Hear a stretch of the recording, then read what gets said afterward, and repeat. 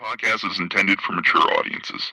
The views and opinions expressed are those of the panelists and do not reflect in any way those of the podcast partners, sponsors, or affiliates. Enjoy. ThaBoxingvoice.com. All the guys want, I want what Mayweather got. I want what Mayweather got. You done bust your ass like Mayweather. I was trying to fight every fighter. I sacrificed a lot Productions to get to where I got to. What do you bring to the table? Let's get this on. Let's do it. Well, it's like this. Wait. All right, that's it. Hold on. Bernard, everybody calm down. Man, you know how these bitches is in the sport. Total disrespect. Kid has no class, no style at all. I sacrificed a lot.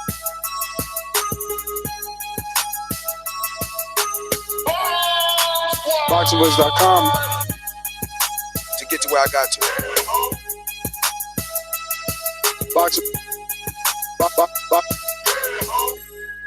Welcome back, ladies and gentlemen. Welcome back to another edition of the Boxing Voice Radio. I'm your host, Nestor Gibbs. Find me on Instagram and Twitter at NestGTO. We got a jam-packed flagship edition and a special one. A new member has returned. I know this is a podcast, and even though we simulcast video right here on youtube.com/The Boxing Voice, not everyone's gonna know today's surprise. Special treat. We're gonna keep that for last but not least topic. But first and foremost, to discuss Dmitry Bivol. Is he the heir apparent to Andre Ward, or will Andre Ward be coming back for some Joshua action? Denis Lebedev, impressive enough to get a super fight with Usyk? I don't know about all that, but I know a topic that's going to have this panel back and forth and down each other's throats. Crawford versus Luis Collazo on a docket. Oh, God. I know. I think that's why Mike isn't here yet. He knows he's going to have to come with a shield, sword, and probably a dozen or so men to battle it out. But I'll be doing my own battling as Anthony Joshua tells both Wilder and Fury, your fight's on too early, bro. I got other shit to do. I'm sipping Mai Tais and pina coladas and coconut water in Jamaica, chilling. You guys are not on my radar. This is what we're going to be talking about, plus all this weekend's fights. So if you're interested in this, you know the number to call in, 1-425-569-5241. Press one time to voice your opinion right here on the Voice of the People hotline. And don't forget, why type when you can just Skype Nestor Gibbs and be part of the conversation? Let's get this motherfucker started. ThaBoxingvoice.com. I've been doing this. I ain't been up and fell off. I've been through the Lennox Lewis era, the Nassim Hamed era, the Sugar Shane Moses era, the Oscar De La Hoya era, Mark Antonio Barrera. I've been through all the eras, and I still been How much you talk? You do too much talk. The thing is this. People want their subjective preference to be the objective reality. HBO needs to fire you. You don't know shit about ThaBoxingvoice.com. Yo, we got the flagship show on Sunday popping. I think this is like a video game reference I'm going to bring up, but it's like when you play Mortal Kombat and Street Fighter, they had that old character in the old game, and then you had like Mortal Kombat 2. This is TBV 3. Now we got the whole roster, the whole newcomer, old comers, everything. So I'm really excited to have Matt here, and hopefully everyone had a great Thanksgiving. If you haven't seen the Creed 2 yet, that movie was fire to me. But yeah, the Bivol situation, we got to break down this whole lineal light heavyweight situation, all the champions, Andre Ward. But let's pass it on to my boy Rob. Get over here! And the main thing we cannot forget is I am the unified heavyweight champion of the world. Dylan White, Derek Chisora, Big Lady Miller, Joe Joyce. You can all have it. Dominic Brazil, whoever else is in America too. All of it. ThaBoxingvoice.com. Yeah, welcome back, everybody. Another edition of the Boxing Voice. Yeah, I don't know if people can see on a little thumbnail. Yeah, there's a little familiar face hiding there in the background. But yeah, we had obviously the fights this weekend. Joshua letting it be known. I don't need to watch. It is what it is. He's on record saying he hoped Wilder wins. And he's also, I think, said it'd be good, UK boxing for Fury to win. But yeah, he's just going to be chilling in bed, sleeping it off, waiting to obviously hear the news. But will he really watch? Maybe he will, Fury, Wilder said he wasn't going to get the DAZN app, but he gave his opinions on how Tony Bellew performed against Usyk, and that Usyk shouldn't come up to heavyweight, stay where you are. So these fighters say these things, but, they really do their own thing. But, yeah, obviously, as we know. Guess who's back? And all you motherfuckers are under attack. Over to Matt. Dollar D Beyonce production. This is a beautiful performance against a very tough guy in Michael Johnson. How do you feel about it? Fuck that. Conor McGregor. BoxingVoice.com. You know me, Larry. From a wicked entrance, from a flip over the rope into a knockout. Now, when the main thing is, I just hope the guy. I wish. BoxingVoice.com. Any of you radio personalities want smoke? Call me Mr. Chimney. I want smoke. Yes. The return of the Mac. Hipsters here. Haters beware. Maddie Be Good is back in the booth. Oh, it's a good one. And I love Ron's reference. It is totally like Mortal Kombat 3, where like the entire roster's together, OG characters, the new characters. It's going to be a good time. Obviously, it's good to be back on the show. All that pleasantries aside, obviously, shout out to Big Homie Ness for offering the job back. It's going to be an interesting show because Dmitry Bivol, I think, had a decent performance last night, and one that we can really have a substantive debate on whether he is really the heir to the light heavyweight crown. And of course, we have a litany of topics like Terrence Crawford, Luis Collazo being close to being finalized. I think that's a little bit of a shocker, along with obviously the AJ Wilder. This is the Wilder voice. We're going to talk about that. Don't worry, I got Rob's back. UK proud. Okay, Mike, we're gunning for you. I want smoke. Well, let's kick it over to Mike, of course. I speak it, believe it, receive it. Speak it, believe it, receive it. Speak it, believe it, receive it. I can't say it enough. I speak it, believe it. 2 attempts, handed bands over. Sicko hit, shot and miss. 2 to stand over. Turn up. Breadwinner, huh? Look who in the building. Let me check my Instagram. I might be at 1 million. And I'm in. BoxingVoice.com. Yo, what's up, baby? Good to be back on Sunday. Matt, man, nice to meet you, brother. First time in a long time. Rob, AJ, what is he doing, bro? He don't want to come to the fight, but they want to criticize Wilder for not coming to his fight. Come on, man. But he's going to Canelo fight. It's cool. I understand. He got partnership with DAZN. He got shares or whatever, but it's kind of lame, but we'll get into it. And big shout out to Bivol for his stoppage of Pascal. And maybe he should go down to 168 where he could be a bigger threat. Just maybe. Yeah, it wasn't a stoppage, right? Yeah, unanimous decision. I said stoppage? My bad. Did. Definitely said stoppage. Hey, It's fuck okay. up. It's all right. It happens. He shook up. Listen, let's get into it, man. Bivol, I probably would come on here with my normal Eastern European hate, but this dude's nice. The left jab, very sharp, a thing of beauty. And look, I guess if he would have washed Pascal, I probably would have been like, oh, they're feeding him. Pascal's 36. Oh, he's so over the hill. We've seen this guy beat him. But Pascal kind of gave him some rounds, made it a little bit tougher than normal.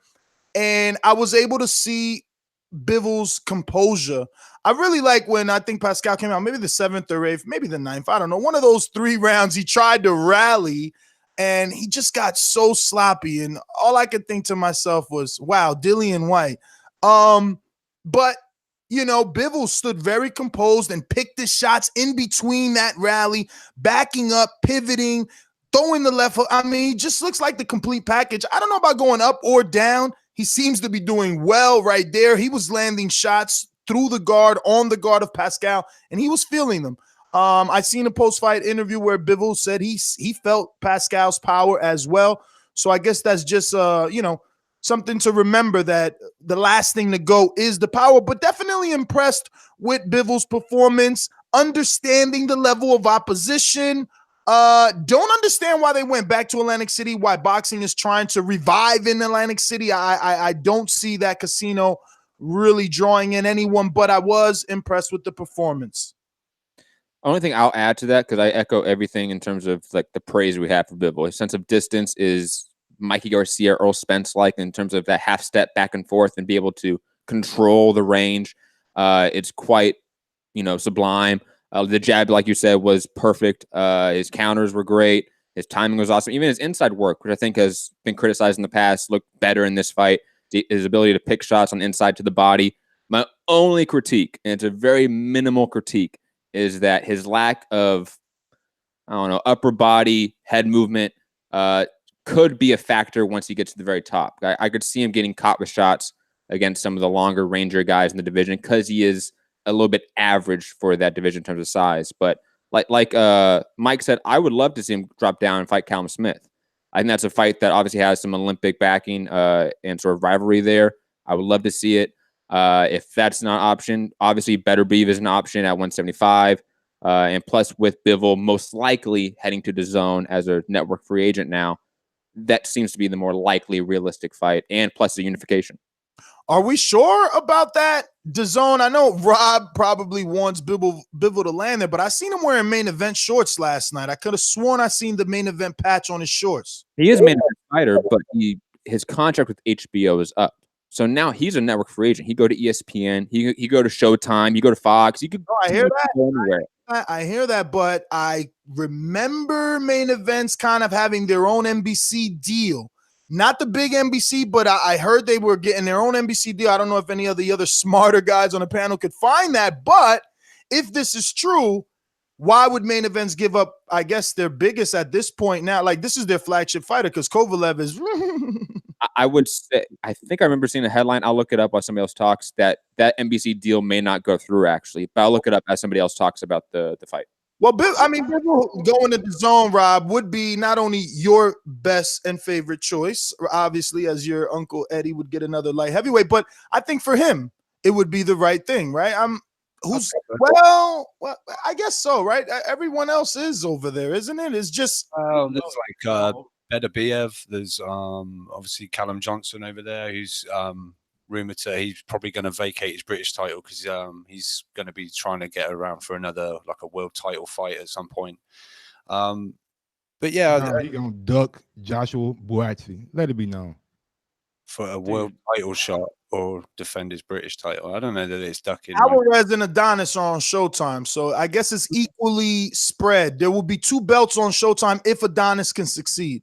But remember, I don't know what's going to come of it, but wasn't there news that Eddie was going to be signing 2 or 3 light heavyweights and a couple of heavyweights, or news was going to be coming of that soon? So whether that is the world champions or whether it's other B-sides, that it seems to be the DAZN model at the moment, get those B-sides that can then maybe get the fights with the A-sides, try and bring those A-sides over to DAZN for a fight, if it's purse bids or things like that. Or one thing I do want to say that he was from Bama Bo.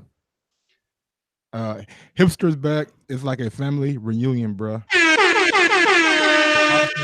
One from Andre Diakonu. Welcome back, Matt. Don't forget about Wilder Cyber, aka Fire Sale tomorrow. And quickly to add, sorry, I don't mean to cut you off, Mark, but I cannot find that headline, so maybe I imagine it. All headlines, even as earlier this week, all point to the NBC deal going through. So that is in and of itself another way. So in true Matt fashion, Matt stats. Matt stats. Are you off your tits? Have you been smoking something? Yes, Eddie. Another one from Jackie's of Truth. TBV Dream Team. Kudos, Ness, for making it happen. Also, we got another one from damn, they're coming in. Joseph Rodriguez Garces. Okay, I'm sorry about butchering your name, homie, but I got a 3rd grade education. Any news on why Chavez versus Angulo is being canceled? My guess, Chavez still fat. Chavez has medical forms. One from but to go on that Bivol thing though, real quick, Max Kellerman would specifically ask him who he wanted to target. So this could potentially like show where he may want to go, because he was saying Badu Jack. He wanted Badu Jack. He said Badu Jack again and Badu Jack over and over and over. So potentially he may want to go in that direction and maybe fight towards the Showtime guys. Wow, that would actually be nice, right? To like dig into why he wants Badu Jack. I mean, just off the top, I could only assume that he feels Badu beat Adonis and wants the real winner. And also, Badu Jack replied on Twitter saying, like, let's go, let's do it. So he's down for it as well. But before we delve into that, don't we have to discuss the NBC deal? Because I think that could be a monkey wrench into all these unification fights. What are the details of the new deal for main events? NBC deal, not to be confused with the Fox or the NBC deal that I don't think PBC has NBC. They have Fox now, Fox and Showtime, right? Not NBC. Yeah. So what if main events actually gets the big NBC deal? I think allegedly the contract is for NBC fights on the main network and NBC Sports Network. So again, just like how we talked about PBC and DAZN fighters having an issue just because of network obligations, just like the old Showtime versus HBO debate back in the day, we have that same issue now. We have exclusive television rights deals potentially. Exactly. And Bivol really should think about himself, because if he goes to NBC, like, he's in no man's land. Who's he going to fight? No one. True, but we got a great super chat. I was going to go to that one. Okay, go ahead, read it. I believe it definitely is Santiago. And he says, love the video game reference for the full roster. To me, this is like a favorite TV character written out of a show and seeing their return to the show. Welcome back, Glenn. This is like Dallas, man. I thought JR was dead, but it was just a dream. Eric Cruz in Texas. Matt stats are back. Haha. Yeah, you got to watch Matt. He'll slip in some phony news. I'm telling you. On your toes, brothers. On your toes. I always correct it, though. You know that. Yeah. All right. So undercard. I was impressed with this little kid, man. I practiced his last name so much yesterday, but that was before I fell asleep and woke up to a whole bunch of more blunts and stuff. So I don't remember his name, but I do believe he signed to the Real Deal Evander Holyfield Promotions, because I just, copied it off of HBO, put it into my email, and I had about 7 to 10 emails from him, all from Evander Holyfield's promotion. I think his first maybe 5 or 4 fights are all under Evander Holyfield, or at least were fought on Evander Holyfield cards. So I don't know the full extent of the connection. I did contact the publicist to get a reply on that. Haven't heard anything back. It is the holidays and weekend. But his first fights before being on Showtime were all with Evander Holyfield's Real Deal Promotions, which is impressive. And I really like the kid's charisma, I guess. Like he gave me something on or off the screen, like watching him, his smile, him showing you his mouthpiece and whatever it said, his robe, his confidence. I'm kind of turned on to him. I want to see more of him. I haven't said his name yet because I don't. Can we have a fucking name? I don't even. Please, let's go. I haven't said his name because I don't want to botch it. I'm actually simultaneously looking up his name so I could just get Jeffrey on a job. But I'm gonna try and say it is Murodjon Akhmadaliev. I don't know. I remember. I got it. It's Adman. That's him. Oh yeah, he's good. Okay, Akhmadaliev. Akhmadaliev. I don't know, something like that. Let's try it one more time, Jeffrey. One more time. Murodjon Akhmadaliev. Murodjon Akhmadaliev. It sounds like he was saying Maldives last night, but whatever. I swear to God. I like swagger is all I'm saying. He's already got a WBA strap. I don't know if it's an Intercontinental, if it's the full title, but I'm gonna keep watching. You know my motto. I only watch him when I gotta watch him. I didn't really have to watch this kid. I don't know who is his opponent, Isaac Zarate, whatever, who's a part-time whatever, not a full-time boxer. They made that clear on the telecast. I mean, really, Lampley needs to think about what he's gonna say, and that shouldn't be something you tell your viewers, like, hey, by the way, this champion who's about to fight, yeah, he's gonna fight somebody that works at a grocery store part-time. So now do you think you need to change your motto, Nez? Mind about what? change your mind about it. Like change your motto to watch them because they're on TV. You know, you get to watch them, and now you found a little gem. I mean, it's not really like they're on TV. This is convenient because it was on demand, but his opponent was no one that made me want to not miss it. On the other hand, well, plus he's 4-0. Let's not forget that. Like he is a very young fighter. Got a belt though. But But it's an intercontinental belt. Like that's as appointed as like the diamond belt, the regular belt, interim belt. Like none of those belts matter. Broner's belt. It's only about rankings when those belts matter. It gets them higher rankings. So means a little bit more. I mean, after this, you're like into interim land. I thought it was like an NABF kind of belt. It was WBA. It's a full WBA, but it's not a full regular or super. I'm telling you, step right underneath regular, if I'm not mistaken. But it's all good. To the guy with the wooden belts, when did these bullshit ass belts matter?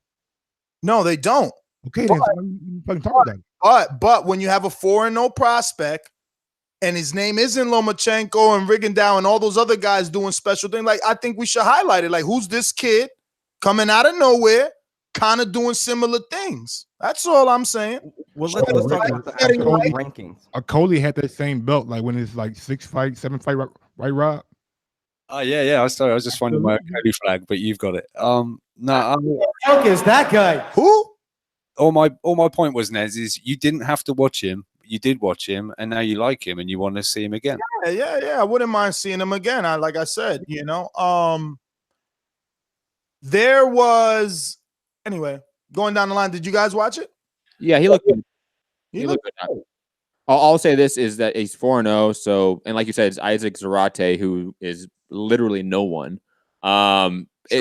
He's definitely below a Josh Kelly in terms of relevance in their respective divisions, in terms of like prospects and all that. But he has that bronze medal. So that's why he has the WBA Intercontinental belt. That's why he's going to get these higher preferential ratings with the sanctioning bodies. And I think he's probably looking good enough to maybe fight a top 25 opponent, top 30 opponent in X. But take the time with this kid. Like, he's somebody that needs time, in my opinion. He should not be. Yeah, I agree with you 100%. They have him ranked number 3 underneath Daniel Roman in the WBA. So at that point, I mean, there's no need to rush him at this point. He's already has that high ranking. He can probably get a mandatory pretty easy. But, overall, they said on HBO, this opponent was a complete mismatch. It was clearly for a showcase. They brought him on HBO. They kind of used this as a gauge. They did this is probably where Matt probably gets upset. They did the Prince Nassim comparisons.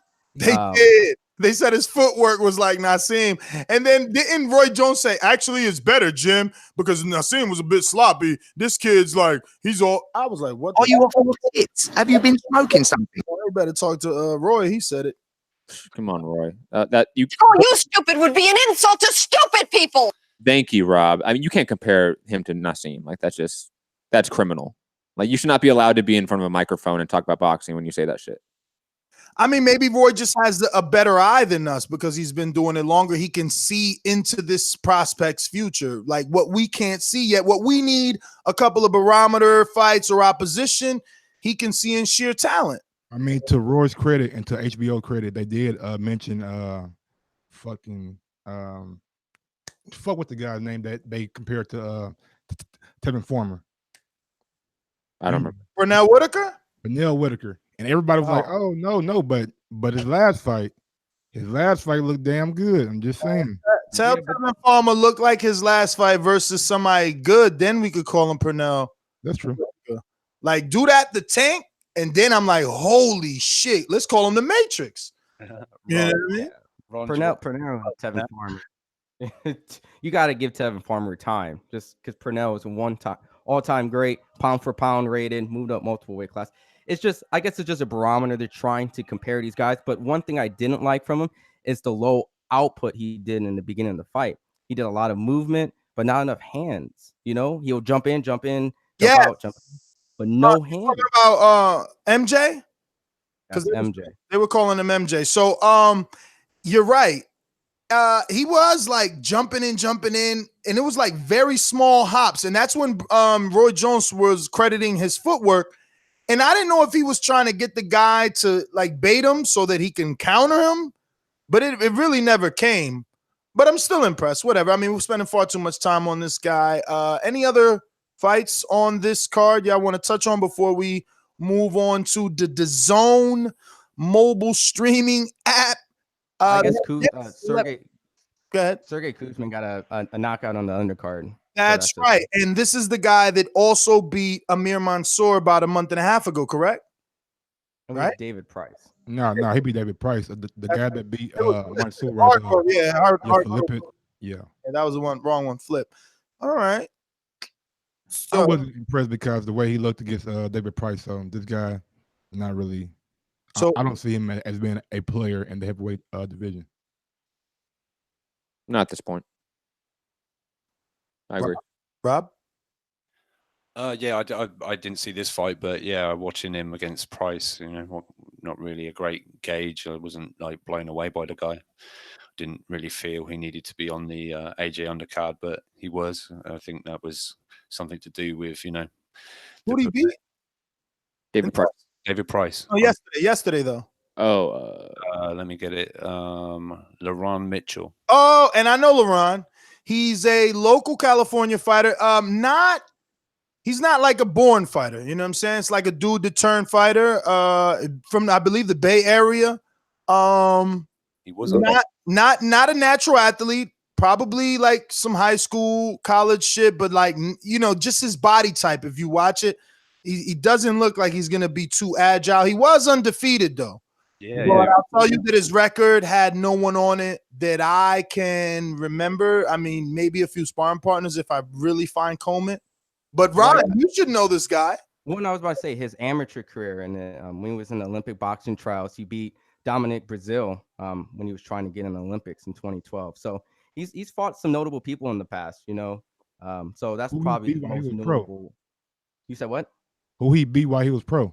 Rodney Hernandez, Mike Bissett, Scott Alexander, Mario Herrera. What other knowledge? Get him out of here. Look at Ron with the haircut. I see you, Ron. Damn, he's kind of crispy over there. All right. Well, all right. Moving on to DAZN. Lebedev was the main event, and he took on some dude I never heard of, but he seemed familiar. He did. I bet you if I Google the opponent, I've watched them fight before. But boy, was I not impressed with Lebedev, and I hope Eddie doesn't try to pull a fast car on us and give us Lebedev Usyk. He didn't do anything to earn that shot, let alone earn it in Russia of his hometown. So please, Eddie, allow Usyk to move up to heavyweight or find something else. I don't know. Didn't Adonis want some of Bellew? Let him try and get some of Usyk, maybe. Well, I was going to say the reason why you've probably seen him, besides the fact that he lost to Gassiev, he's actually beat Roy Jones later in his career. I think he's talking about Mike Wilson. I think that's talking about. Yeah, I clearly know Denis Lebedev. I'm talking about Mike Wilson. I clearly. Yeah, Mike Wilson. Ness isn't that much of a casual, Ron. Okay, I mean, come on. If we're gonna be talking like, come on. So the WBA mandated him to be like the mandatory for Usyk now. I mean, they're trying to pull a fast one, bro. Who knows what Eddie allows? They said war comes trying to bring him as the mandatory for Usyk, but his team have stated they're fully expecting that Usyk's going to be moving up anyway and vacate. So Andre Ward needs to challenge Usyk after being knocked out like that by Creed this weekend. I don't think he should just, he should have just left it at the retirement. But now he's all rolling around on the canvas as a stuntman Wheeler. He needs to get back in there and I don't know, do something. Hey, Virgil says he still gets that itch.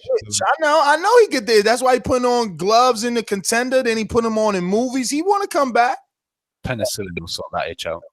Hey, the ultimate duck, it would be AJ Ward. I mean, I heard Eddie saying that shit in an interview. I mean, this dude.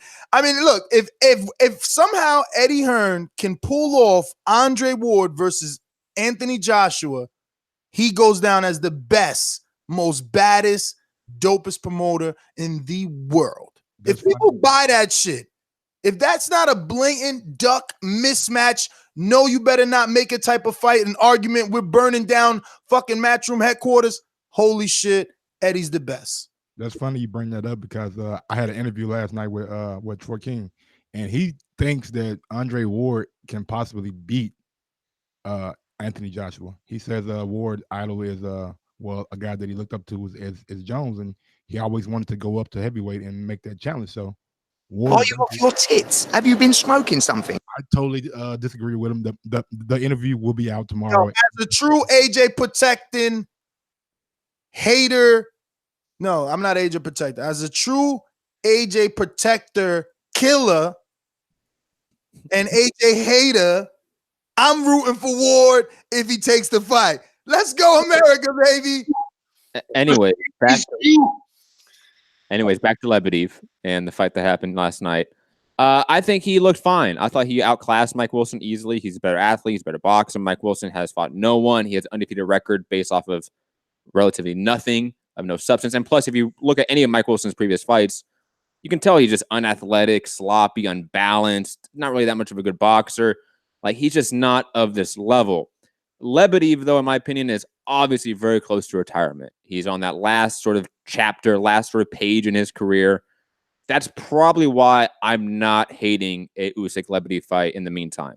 Lebedev's at this point, a pseudo legend in the division, or not legend, that's probably too far.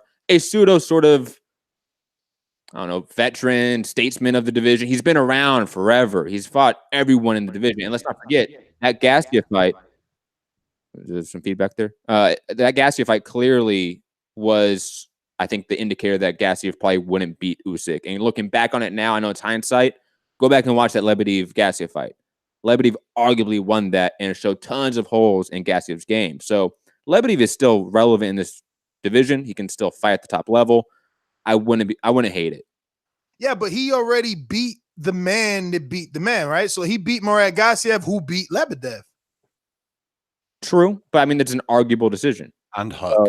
He lost to Marco Huck as well. So it would be like saying, like, would you hate a Thurman versus not Thurman? Let's say a Earl Spence versus Danny Garcia fight. It's like, no metaphor you're gonna use is the age of Lebedev. Lebedev has shop worn, bro. If we check his rounds box, probably a lot. Yeah, but I mean, what about that Pacquiao fight against the top guys in the welterweight division? That is true. Jesus Christ, I seen Pacquiao's age today. He's 40, bro. That's 11 years younger than Broner. Holy fuckers. And he got like 70 fights. And let's not forget, Vladimir Klitschko was 42 when he fought AJ, and he looked amazing in that.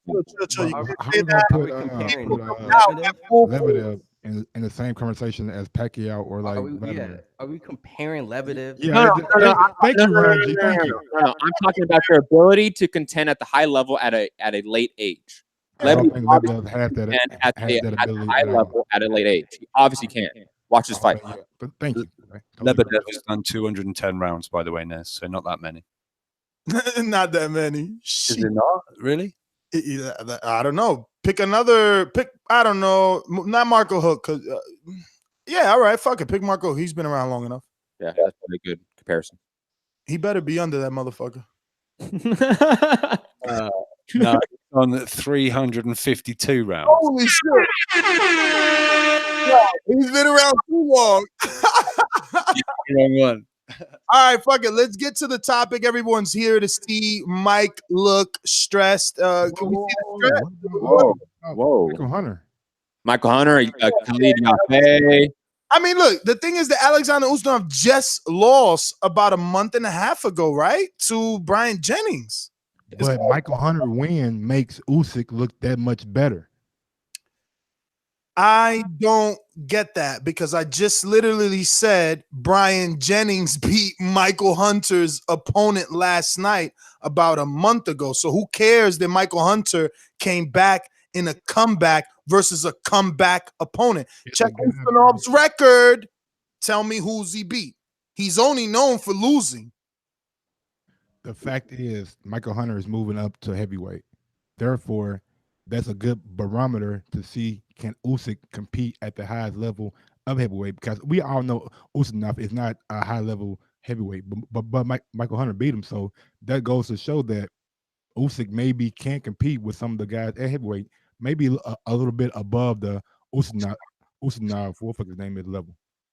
I guess. I mean, look, I hear your argument, though. You know, I'm waiting for Usyk to move up.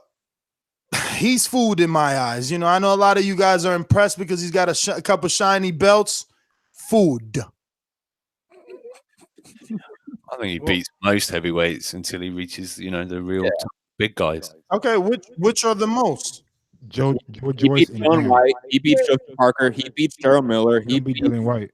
I don't know about Dylan White. He ain't beat Dylan White. You bugging, yo. He let Gassiev and fucking Minshew touch him. Yes, Gassiev got to touch him. He didn't win, but he got to touch him. He did get to hit him, and that's all I'm worried about is people hitting him because now he's moving up to heavyweights who really hit. That's all I'm worried about. He was hit before as a cruiserweight. He will be hit as a heavyweight with heavyweight power. Yes, and we haven't seen Usyk at all get hurt, at all go down, at all show signs of cruiserweight power affecting him. But cruiserweight power is not Dillian White's left hook.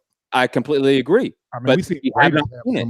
And Usyk is clearly a better boxer than Dylan White. Clearly. His footwork is levels and levels better than Dylan White. I don't know. We might see Usyk actually have to fight, if you know what I mean. I think Dillian White would want to make it a fucking scrap. Exactly. I think, listen, I got AJ, Wilder, Big Baby, Dillian White, Joseph Parker. I give Parker a chance to beat him. Joseph Parker, hell no. I give Parker a chance to beat hell Usyk. no, bro. Hell. The thing about Usyk is he can't just rely on boxing. He's going to actually have to do something to push them off because they're going to be aggressive. You know, they're going to really put it on. They might not even respect his power. So there's going to be that level of just walking through and being able to cut. You know what? I'm going to go out on a limb. Dominic Brazil beats him too. That's laughable. Oh. Dominic Brazil has more dog. Listen, think about it. Dominic Brazil's always been losing and then comes back and win. He's always down on the cards and he don't want to lose. He don't want to lose. The only dude that beat him is Anthony Joshua, who obviously you guys think is the king. And look, and Joshua had to knock him out. I'm telling you. Usyk got the power to stop Brazil from coming forward. He has enough power to keep guys back and enough boxing skill to outbox him. Look at the Joe Joyce fight. He fought Joe Joyce in World Series of Boxing. Yeah, but that's World Series of Boxing. I watched that. But it's Joe Joyce. I mean, you haven't been on in a minute. I've been said Joe Joyce is like fucking molasses slow. Anybody's trashing old boy. Anybody. Listen, he's going after Washington because Washington is hurt. Low hanging fruit. You know, he's gotten 2 straight defeats. That's like fighting Ustinov right now. I don't think Joe Joyce beats Brian Jennings. And if he does, it's tight. We sitting right here arguing, is it controversial? Yo, Brian Jennings gets trashed by Joe Joyce, in my opinion. Oh, come on, bro. What are you doing? Brian Jennings was all in Vladimir Klitschko. He landed the most body shots probably in world record history on Vladimir Klitschko. You think Joe Joyce slow ass was going to do that? On. You say that he landed some good shots against Klitschko, and you're right. He had a good fight against Klitschko. But look at the fight he had against Luis Ortiz, right? Yeah. Styles fights. Joe Joyce. Dangerous, yeah.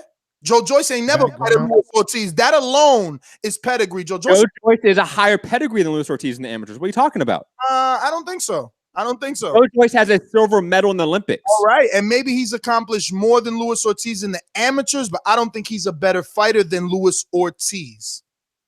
I highly disagree. Why is he not fighting Ortiz? He's so tough. He calling everybody out, right? He called Big Baby out. He called Wanaki out. He called all those other names except Luis Ortiz. He could have been on the undercard. Instead of 2 tune-ups, they could have fought each other. Why is tough ass ain't calling him out? Do you think that's Joe Joyce's decision? Absolutely. It was his decision to go after Gerald Washington and put it on his social media. It could be his decision to go after Luis Ortiz, regardless of managers and promoters saying, no, don't do it, or not making it happen. He can make it public like Crawford does. And you don't see the you don't see the obvious Heyman setup that they're going to fight next, though, right? I mean, they're both on the undercard of the Wilder fight. Going to fight next? Luis Ortiz and George Joyce? That's probably going to happen next. That's the Heyman setup. You put them on the put them on the same card together against fucking tune-ups. He did that to Leo Santa Cruz and Abner Morris. Listen, I agree with Matt. I agree with Matt on that. I'm glad you agree with that. And I probably would be, right in that trance as well if I didn't just come from Miami. Port of Miami. Shout out to my man Rick Ross. Why would they be going backwards for Oh, George. I don't think Luis Ortiz gets a Wilder fight next. I don't think he gets an AJ fight next. You know, so I think at that point, Al Heyman sends him the bag. All right. So if you're Al Heyman, Matt, right? And your position is, I got to get my man Wilder the AJ fight, right? So AJ already has April 13th. This is all facts. Yeah. AJ has April 13th. Wilder has December 1st. We got to see what those numbers are. So it's all hypothetical from there. No, and on top of that, just correct me if I'm wrong here. Isn't the rematch clause both ways in the Wilder Fury fight? It's not been out. They got a gag order. But both ways. Rob likes us to believe that there is, because Ben Davison has alluded to that on numerous interviews. And there's been a few outlets that have talked about it as well. It's not like it's rumor. I mean, a lot of outlets reporting it. I'm telling you this: no one takes an immediate rematch with Deontay Wilder. Just believe me when I tell you. They cannot physically do it. But if you want to believe that Tyson Fury is going to take an immediate rematch, go ahead. After you get knocked out anyway, really quick. After you get knocked out anyway, the commission makes you take 90 days off. Well, I don't think they're going to take an immediate rematch in 3 months. I see them fighting probably in May or April, somewhere around that time next year. Again, you know why? Because Tyson Fury got $20 million for this fight guaranteed. He's going to make another $20 million plus guaranteed in the rematch. Why not take that? But if he doesn't take an immediate rematch, hence the whole argument and debate, Luis Ortiz being the next opponent, not Luis Ortiz being wasted on a Joe Joyce common fight. Then why can't Wilder just wait after the December 1st fight for April? If he's not fighting Fury and the AJ fight's open, why take it in between fight in, let's say, March or February? That makes no sense. Because I'm pretty sure the AJ fight isn't happening in April, with AJ and Eddie Hearn already having the audio bite that, you know, Rob is going to say he said something else, but we pretty much heard locked in for April with Dillian White. All he's got to do is win. I'll put it this way very fast. If those things are true, that the rematch clause is not both ways, if AJ does not fight him in April due to that, then I can totally see a Ortiz rematch. That makes complete sense. I don't argue with that. But Matt, even if it was both ways, think about it.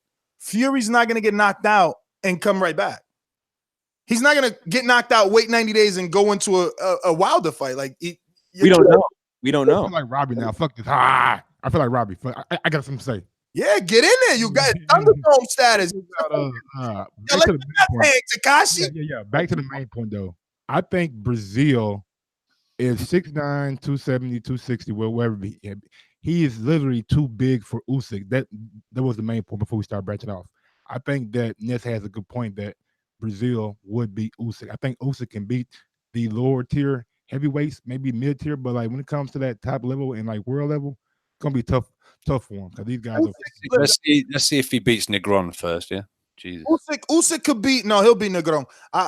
Yo, look, I'm not in Miami no more. Negron, listen, he had to be. I mean, you hear me in my interviews. Ask him, right? And he's like, no, he was he's jet lag. He was in LA press conference. He tried to blame it on press tour duties, right? But like, I'm watching this dude fake it. Like, I know when a boxer's faking, and I've been in gyms 24/7. I know when Big Baby don't want me to fucking put him on camera. I know when these fighters are fake punching the bag. You know what I'm saying? So it's like, if you got to be told to fucking hit the bag over and over and over when you know there are dozens of reporters on hand. Now, there's something wrong with you. You ain't here. You ain't right. Not to mention what we found out in my interview with him is that he started campaigning in the amateurs as low as 130. So he grew into being a heavyweight. He's not a real heavyweight. Like, somebody's going to flatten him. Hopefully Brazil looks good and it's not just like this back and forth war. Because I'll be honest, the dude has a nice jab left hook. I mean, he's Puerto Rican, so he's got a good left hook. The Mexicans, Puerto Ricans, that's what they pride themselves on, is, going with the left hook. But I'm questioning his heart. His trainer's telling me, no, he gave Lewis everything he can handle. He hung in there with Lewis every single time. But I don't want to hear that he hung in there. I want to hear that he gave him some shit. You know what I mean? Like, oh, you should have been here for some of these sessions. Not that he hung in with him. Hung in there with it, it means that Lewis was whooping his ass and he just didn't curl up. He didn't quit. But I want to hear that he was getting in his ass. That's all I'm saying. So I don't think Dominic has much to worry about. Getting in his ass. Jesus. Yeah. And, that's another thing too. Don't forget, Dominic is the mandatory. I know Wilder said, look, I'll make him wait 2 years if I want, whatever. But who knows? You do this fight and then all of a sudden, boom, you got to get this mandatory because AJ's fighting Dillian White in April. I think Eddie told you that. I think he said the WBC were going to call that mandatory in December time. So maybe they're going to get the Fury out of the way, and then, but then obviously if something gets negotiated, it's going to, come out. Eddie said this December, because I thought they always call mandatories on the conventions. No, I thought he told you they'll. I think he told you they'll call that in December time. But and to answer your question, Ness, of course, conventions, a lot of orders are announced, but they can, of course, do orders in between that. That's not an issue. Oh, okay, cool. And very quickly, before we go into anything else, shout out to, obviously, friend of the show, family of the show, Coach Mitty, who had a fight last night as well and won a decision. UD. Shout out to my boy.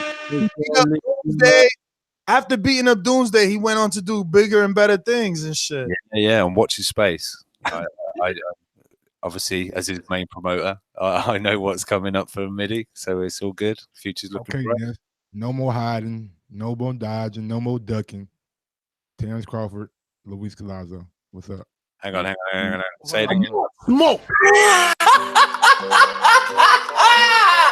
Oh, God. I mean, look, I'm not even going to come at you. I just want you to help the Crawford fans by letting us know what's going on. What's going on? Tell me what's going on. Go ahead, Mike. Jump in anytime you feel ready to defend him. I'll just like do a little intro to the Mike Crawford love. I've been really trying. Over to you. And there is an interview out, man. Shout out to Ellie Setback for everything he do for boxing, bro. Big shout out to him. But there is an interview out where Crawford and Spence had a conversation, and Spence said, "Why wouldn't I take the easy route? Why wouldn't I fight Short, Porter, and Thurman, then fight you?" So that lets me know that right now PBC is not looking to make those kind of fights with the Mike, do me a favor. We're talking about Crawford and Collazo. I know. You're doing a real good job of deflecting and trying to point. Can I set up an argument, or are you gonna give me my argument to set up? What is it called? What is it called? Objection, Your Honor. Leading. Hey, hold on. Let me be Mike's lawyer here. That's the opening statement. We need to set up the argument. Okay, so Mike, go defend Crawford. Thank you. He was right there. Yeah. But anyway, and we all know PBC allows certain fighters to come over and fight Terrence Crawford, the Molinas, the Diaz's, and now the Collazos of the world. Why not let Danny Garcia or some of these big time fighters come over? You know why? Because he wants Al Haymon smart, and he wants these guys to fight each other and then make a big pay-per-view with the outcoming winner of the PBC welterweight tournament or whatever. But did Bob Arum reach out to the Danny Garcia? Bob been in the media, in the news, trying to get this fight with Spence. Oh, he did? So let me talk about your opening statement. Did you just compare Collazo to Sean Porter, the two-time welterweight champion? I said Collazo is in the realm of Molina and Diaz. He allows those guys to come over and fight. He doesn't allow his top tier guys to come over and fight the pound for pound king, because he knows what he might have a good chance of losing one of those belts if they come over. They might not fucking come back. So if they're hold on. As the co-counsel here for Mike, let me jump in here and add some to the defense here, because as a Crawford stan myself, I feel a need to defend him. Let's not get twisted here. Of course, I've been really trying. Of course, we know that to answer more Ron's question directly, of course, Collazo and Sean Porter are not equal in any way, shape, or form. However, the easy fights for a Spence, I'm using air quotes, they're easy because Sean Porter ain't an easy fight. Let's not get it twisted here. Are the Porters and the Thurmans and the Danny Garcias of the world? Those are the perceived easy fights, and those are all in-house. Terrence Crawford has nothing close to that in-house. He is unfortunately a victim of his stable. So a Luis Collazo, who's still a top 10 welterweight, how is that a bad thing? And it's a PBC fighter. This should all be good things. And we know the game. We know how promoters and advisors work their stables when they co-promote. We're going to get the fight eventually. It's just not now, unfortunately. This is the game of boxing. This is stupid. Yeah, man. Look here. I don't live in fucking fantasy land. I know Collazo is not going to be a challenge for my guy, but it is keeping him busy, keeping him fighting, and most importantly, if the fans want to see fighters do what, fight. And Terrence Crawford, when he fight, say what you want to. Oh, he's gonna knock out David Benavidez. He got one leg, but everybody was watching that motherfucker, and everybody gonna watch March too. Straight up. Of course. I mean, who's not gonna want to watch boxing on ESPN? Marketing and publicized. Don't come in with that shit, man. It's a lot of Toronto boxing. ain't top 10. There's a Toronto lot of was not boxing on top 10. ESPN right now that folks do not fucking watch. Don't come And with how that much bullshit. promotion? How much promotion did it get? Name some boxing in the last 5 months on ESPN that we ain't been watching because I've been seeing the ratings and they over a bill. They ain't getting 3.6 million views. They ain't getting them kind of views, right? Oh, so Mike, tell me, PTC ain't getting 3.6 million views this year. Huh? Mike. No, but we talking about ESPN. And on ESPN, the views have been higher. So again, Ron and everyone else is correct. He was smart enough to go to ESPN. Now it's his fault that he getting out. But Mike, do you just compare Showtime's viewership to ESPN's capabilities? I did not tell PBC to go get on Showtime. The cocky they was on ESPN, and they said fuck Mike, we don't even need to talk about that because PBC has Fox now. Like Spence, Danny Garcia, all these guys, Keith Thurman, they're on Fox now. Like it's so the idea of viewership is null and void because now going into 2019, Fox has what twice the amount of subscribers and twice as many homes as ESPN at least. Man, Fox is like CBS, NBC, that shit is free. So it should be even now. It should be like a level playing field. So whoever does the best does the best. Right. You know what should be even? You know what should be even? Bob Arum's treatment of Terrence Crawford. Okay. Let's compare the Lomachenko route. Look at all the opportunities that Bob Arum paid out the wazoo to get Lomachenko. Second fight, title shot, Orlando Salido. Third or fourth fight. Do that, bro. Excuse me, sir. Third or fourth fight. He wins the cloud behind Lomachenko when he came. Third or fourth fight, he wins the cloud bid. Third or fourth fight, he wins the purse bid for Gary Russell, Lomachenko, WBC belt. Then after that, I mean, unifications with Linares. Now another one with fucking Pedraza. What up, Matt? Your Honor, let me interject here. I would say that Crawford in and of himself had those chances. Gamboa was a huge opportunity at the time. Let's not get twisted. Even though Gamboa now obviously is a little bit of a punchline, back then he wasn't.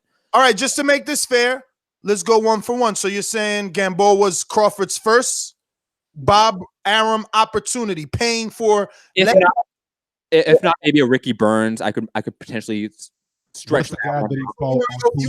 All right. So what's the guy that he fought on 2 weeks' notice? Prescott. I think that was his first big opportunity right there. That was an opportunity, but that's not called your promoter treating you like the good boy, giving you a week's notice to move up to 140 pounds. Mike, you might have forgot. He had to move up from 130 to 140 in fucking 7 days. Quickly, let me just add because I did not finish my point. Also, let's not get twisted as well. Bob Arum has talked ad nauseum how much he wanted to make the Pacquiao fight and how Pacquiao did not want it. So Bob Arum always wanted to give the golden goose to Crawford. Pacquiao was supposed to go to Crawford, not Loma. So you want me to believe? So you want me to believe that Al Heyman had more money to offer Manny Pacquiao than Bob Arum? Absolutely. Yes, absolutely. Nigga, the money is in the bag. 50 million. We ain't playing. Oh, it's on BT Sport. Oh, I can't wait. Come on, the Fox deal alone, the Showtime deal alone, let alone PBC's own, investor fund they had at the beginning. Yes, PBC and Al Heyman have a lot more cash revenue and overall liquid, probably bags to give to fighters than Bob Arum does at ESPN. I think Bob Arum has to work with a much stricter budget than probably Al Heyman. I think got that long money. I think if we keep going down the first initial comparison, we will prove that Linares has gotten way more opportunities from Bob Arum than Terrence Crawford. Linares isn't a Bob Arum fighter. He's a Golden Boy fighter. I meant the dude that beat Linares, which is Vasily Lomachenko, when he came out of the amateurs, had a big following and big clout behind him. Everybody wanted Lomachenko. People know about him. So why does Crawford do better numbers than him? Stop with this bullshit rhetoric. How you got a big following, but Crawford still outshining you on ESPN? He's a pound king. I think undeniable. So then your statement is null and void. Nobody needs to hear it. What I'm saying, never mind. I mean, you think of the damage control. The damage control they had to do after the Orlando Salido fight. I mean, people gotta understand. The hype went down. He went from hype to hype job after getting beat by a Mexican with 11 losses, dude. But you're telling me somehow he's been popular, and man, get out of here, bro. Bob gave him opportunity after opportunity. And the point I'm trying to make is this, which I never got there because I wanted to give you guys ample time to defend this old man, okay? But you can't. And the point is this: if he want to fucking make Crawford a star, he could. And how he could do is offer him a pay-per-view. Hasn't he been on plenty of interviews already saying ESPN is capable of doing a pay-per-view? So why not offer Sean Porter $5 million on a pay-per-view? Because guess what? Earl is getting a pay-per-view. Broner's getting a pay-per-view. So them fighters is happy and they staying over there. Regardless if these fans don't like what they getting, them fighters is happy. You want Crawford in a real fight, pay like you fucking wait, like you did for Linares and Vasyl Lomachenko, like you will do and said you will do for Vasyl and Mikey. Like everything is for Linares. When is Crawford going to wake up? You mean Lomachenko. And I agree. The simple fact is, Linares, Bob, so remember real quick, you remember when Terrence Crawford was put on the ESPN Plus app and everyone was like, why did he put Terrence Crawford on there? And his rebuttal was, don't worry, everyone's supposed to have a turn on ESPN Plus. So say, okay, off the app though. But guess who wasn't on the app? Ron, let the world know who wasn't ever on the app. Lomachenko was never on the app then, and he's not on the app now. The Pedraza fight's on ESPN. So until I see Lomachenko put on an ESPN Plus, this totally goes against his perspective why he put Terrence Crawford on ESPN Plus. It's clear the favoritism and where they want to market their money and stuff is all on Lomachenko. It's smart. That's how they did it. Who on this panel doesn't believe that Al Heyman would fucking send Danny Garcia with a ribbon wrapped around his chest for fucking any sort of pay-per-view deal versus Crawford on ESPN, coming off of a fucking loss? Matt, you're shaking your head, so I guess I got to remind you that he sent Daniel Jacobs to fight on pay-per-view, and he also sent them to HBO to do a 6-fight deal, and he's still over there with Matchroom, but still an Al Heyman advised fighter. Let me not let you forget. Stop. I'm going to make you stop because that you can't compare Daniel Jacobs to Danny Garcia, who outsells the Barclays Center every time, does great viewership. Like Danny Garcia and Daniel Jacobs are completely different in terms of stardom. They are. No, Daddy, coming off of what? 2 losses, maybe? Yeah, you don't think Danny can still draw on the Barclays? Daniel Jacobs still struggles to sell at MSG. And how long has he been a tri-state guy fighting there? Come on, man. Like, it's just different. It is different. Danny Garcia, it can still make boatloads of money against Earl Spence, and that's still a big fight for Al Heyman. All those top guys are going to stay in-house till you get a clear winner out of them. And then that's when you're going to see the Crawford fight. Matt, this is why this fight won't be in-house, because you're sending a fighter for a title shot on pay-per-view. You will be shooting your fighter in the foot by not allowing him to go to ESPN to do a pay-per-view for a belt. But he can be on Fox and do way more viewership and make the same amount of money. What are you talking about? I don't think so. I don't think so because they have a bigger budget. Yes, they do. But this is how you kill your competition. There is no opposition for Crawford. Make him pay. But I would argue sending Danny over there isn't ending the competition. In fact, you're potentially increasing your competition level in Crawford once he beats Danny. That's a huge risk. Yeah. I know you would say that because both of you guys are Crawford lovers. But guess what? Danny beat Crawford in the amateurs. They're 1-for-1, and he on my video motherfucking 3 rounds beat him twice. 12 rounds now. We going 12. Right, and that look is dangerous. And I seen Gamboa put motherfucking Crawford on Quiz Street. So Ness, go on the record and say that Danny beats Crawford. I'm going on the record and say if Danny tapped Crawford in the chin, we gonna see him do the Costa Zoo motherfucking Zab Judah chicken dance. That's what I'm saying on the record. On the record, you heard Earl. Earl reminded him, little ass Gamboa shook you up. Danny ain't no little. And then what happened? Bam! He went out. Fight of the year, done. Come on, man. Crawford's too good for that. Let's get to the main point, though. Collazo Crawford. We don't like it. I like it. I'm okay with it.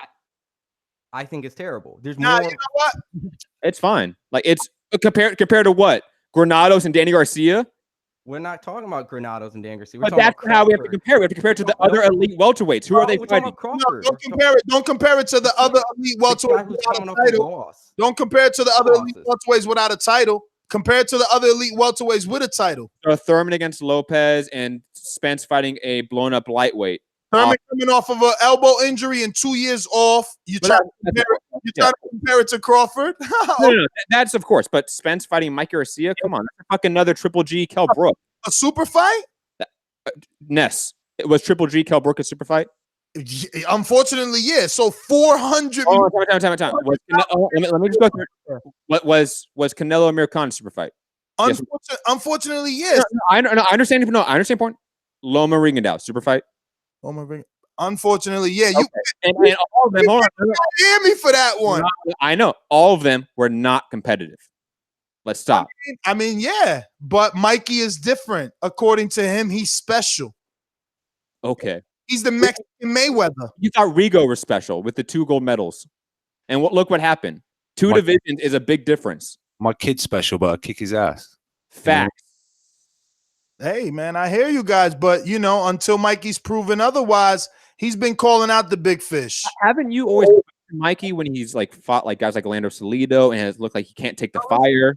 Matt, let's not go down that road because I'm not saying that this is a great fight. What I'm saying is this is still a better fight. It's only better names. No. Better. It's better names. No. This is a better fight than Terrence Crawford, Luis Collazo. No, I will say this because I don't know if Crawford and his team are going to make it this deep into that section of their topic.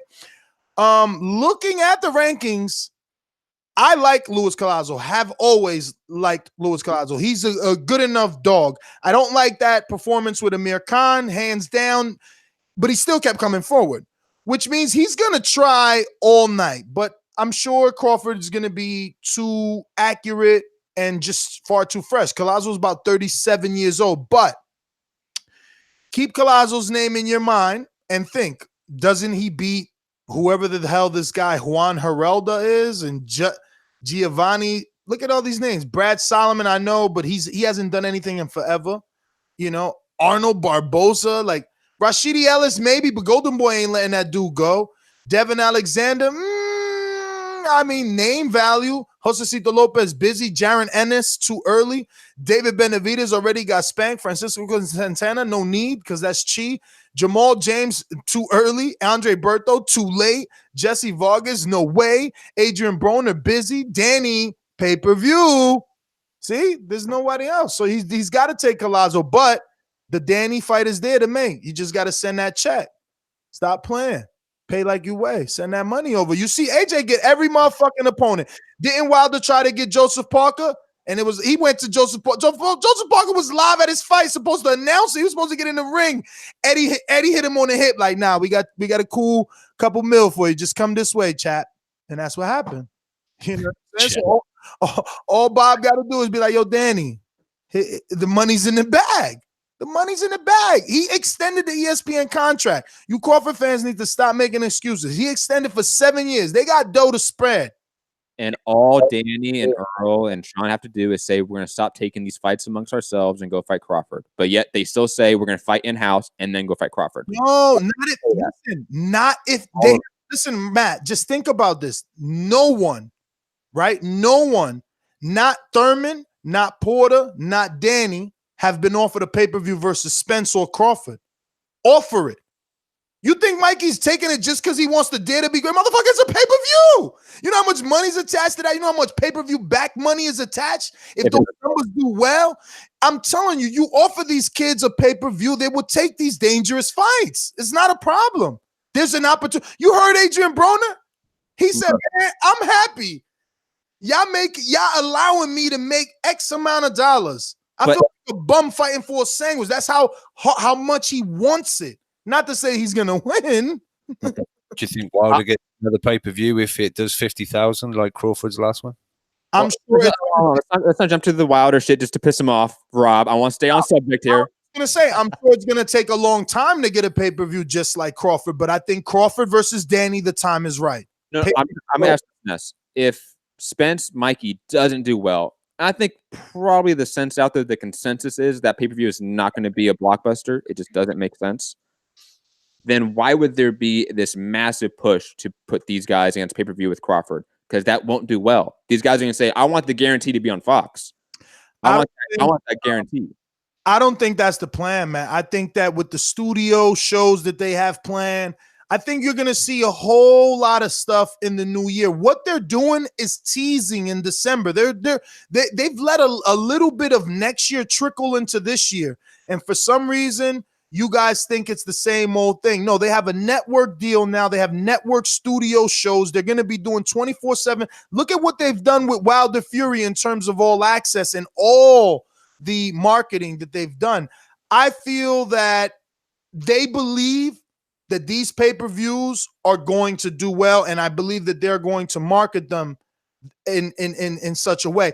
DAZN has content on DAZN app that is helping to promote Broner versus Pacquiao, Wilder versus Fury. I was blown away. I actually sat and watched the entire thing. They even spoke of Errol Spence. Listen, you cannot, no matter who you are, Bob, Al Heyman doesn't exist. Then in front of Errol Spence, you're fucking trying to hide your tongue, calling each other brothers. Last I checked, you're not black. Okay, cool. You're nervous, so you're throwing around the brother word all of a sudden. We all friends. No, bruh. You're lying in public. Now when they step to you, all of a sudden, Al does exist, and you're fumbling your words. We just got to stick to reality. Bro. I mean, sorry. Not bro. No, it just, that was just something Aaron just threw out there. You know what he's like. He just says these things, and then obviously he is a real person. I mean, let's not get caught up in that. And quickly, just to address what Ness is talking about in terms of the Fox exposure, how it will affect pay-per-view sales. My argument against that, in a macro sense, is that look at the 7 years the UFC was on Fox. The 7 years, pay-per-view numbers on average declined. When you start, infusing the marketplace with so much content, oversaturation is a potential issue. And when on top of that, you're putting fights like Spence versus Mikey, which I think most of the hardcores don't see as the most competitive fight, you're going to potentially piss off the casual consumer that is not used to boxing and therefore decrease your average. I got a great comeback. This guy's trying to compare the UFC on Fox to a fucking 40-something-old sport. Knock it off, bro. Boxing being on Fox is not the same as UFC being a couple of years on Fox and thinking they're going to get some sort of uptick. No, boxing back on national television is going to be way different than UFC. You can't compare to how UFC. What, 7 years old? How old is UFC? The UFC was made in 1993, so it's 25 years old. UFC was in 1993, so it's 25 years old. Still not older than boxing. So and also, it's 7 years on the Fox stable. Still not older than boxing. I'm winning. It's old. Boxing's older by fucking. Yes, you do realize that Jack Dempsey does, and Joe Louis and Muhammad Ali doesn't help Spence and Mikey sell pay-per-views. I think Muhammad Ali does help. It doesn't help Earl Spence. People that know Muhammad Ali don't necessarily know Earl Spence. Those two things are completely exclusive from each other. Absolutely. I'm not saying that they do, but you're saying that it doesn't help. I think yes. There's a documentary. There is nothing that it shows that there is a drastic difference in pay-per-view buy rates because people know of boxing 100 years ago or 50 years ago. That doesn't help Terrence Crawford versus Victor Postal. That doesn't help Andre Ward, Sergey Kovalev. You're naming fighters that are obviously not part of the Fox PBC deal. So yeah, it won't help them, and it would have never helped them because they're not part of that stable. Okay. And then we can look at a stable of 500 plus fighters that has pay-per-view history, and they declined under Fox. But again, you're talking about a sport that isn't as old as the one that we're discussing. And again, Jack Dempsey and Muhammad Ali doesn't help pay-per-view in 2018. Those have no relevance to today, unfortunately. Well, if Muhammad Ali doesn't have any relevance today, why is HBO airing a Muhammad Ali documentary directed can I finish my sentence? Directed by LeBron James in about a week. Muhammad Ali sells, but Muhammad Ali doesn't make Earl Spence sell. Those two things don't equal. Muhammad Ali being synonymous with boxing does help Earl because the casual fan does not forget boxing. The casual fan does frequent Fox.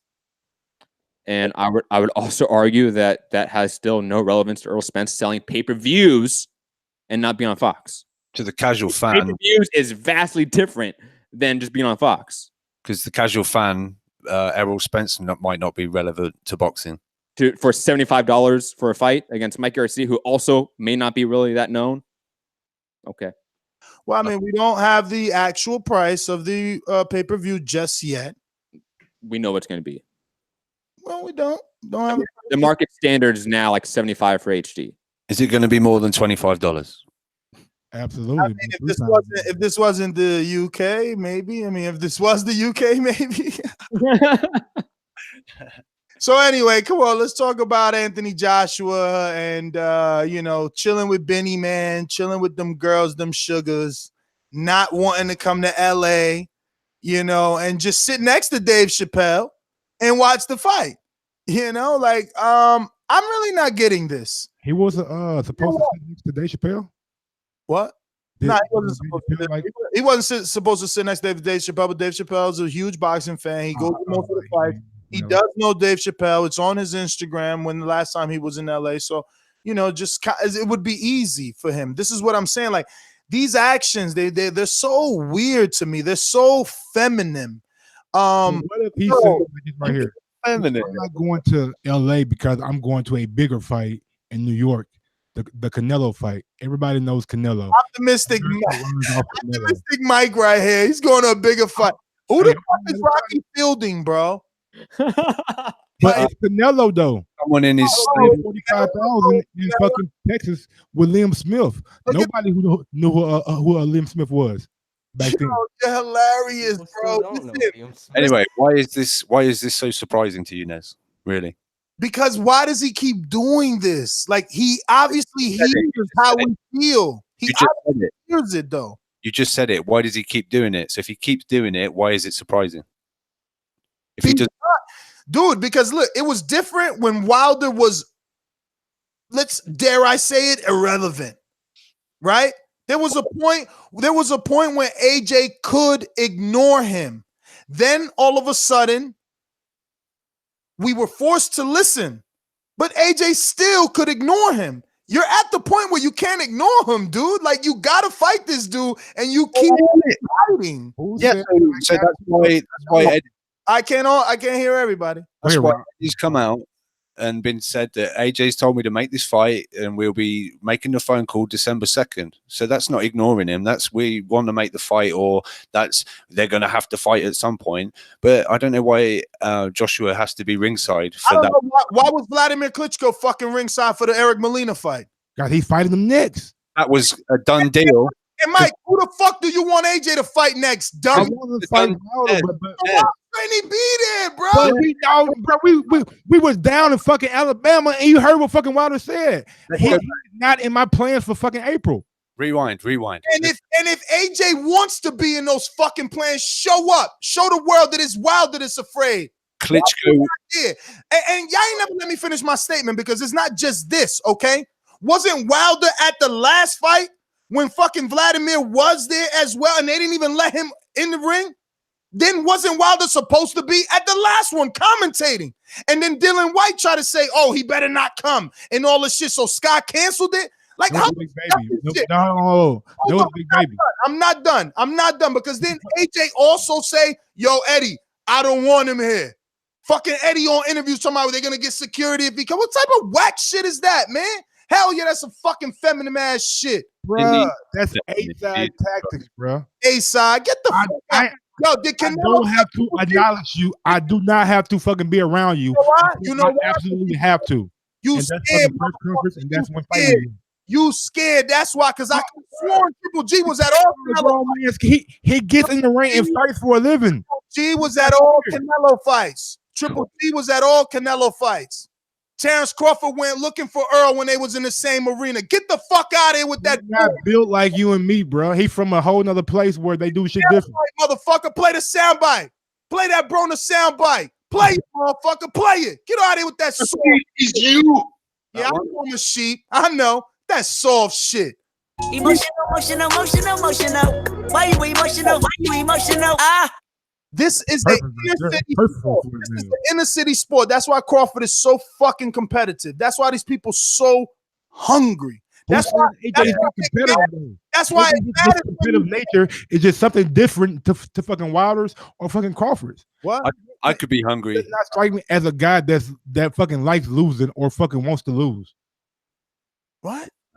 He said being a competitor, like that's what about. I mean, he look like AJ seems like the competitive type, but it's just in a different way. He competitive at what? Not fucking responding, making sure you can't come to the fight, making sure he too busy to come to your fight. I mean, at least he's He posted on his IG page of him out on the beach, showing the fucking world and showing Wilder, hey, bro, you over there talking about me? I ain't really worried. Hey, I'm living my fucking best. So worried about you right now. Should I check his Instagram to see how long ago he was in Jamaica? We just gonna assume he gonna stay in Jamaica to the new year? What the fuck? No, he got money.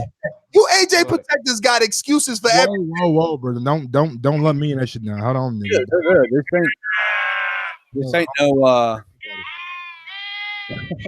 this ain't no excuses and shit. This is just what he does. Look, he came on. Wilder came over on national British morning TV, called him a coward. Nothing. You moving like one. He's consistent in the way he moves. Look, he just brushes over it. He's not.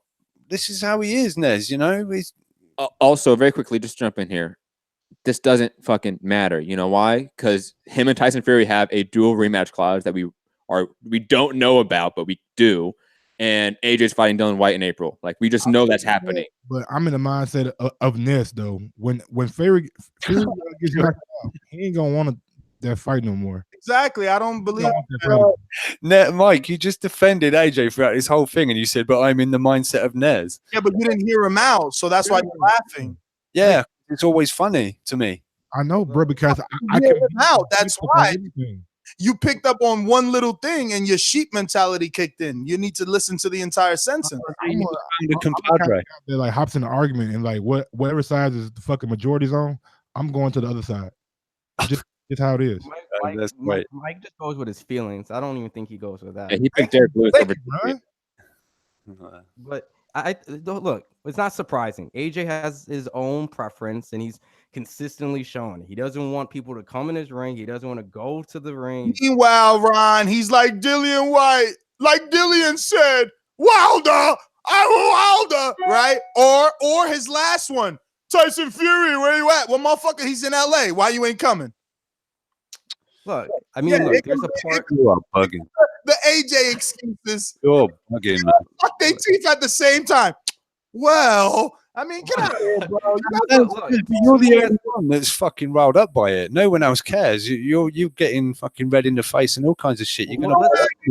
You know why? Let's read deeper into it. I don't understand how something so obvious isn't obvious to the rest. Like, let me ask you a question, this. But if you ask me, if you Wilder, and after you knock out Fury in spectacular fashion, do you go fucking run down on AJ December 15th in Madison Square Garden? No. Why not? Energy.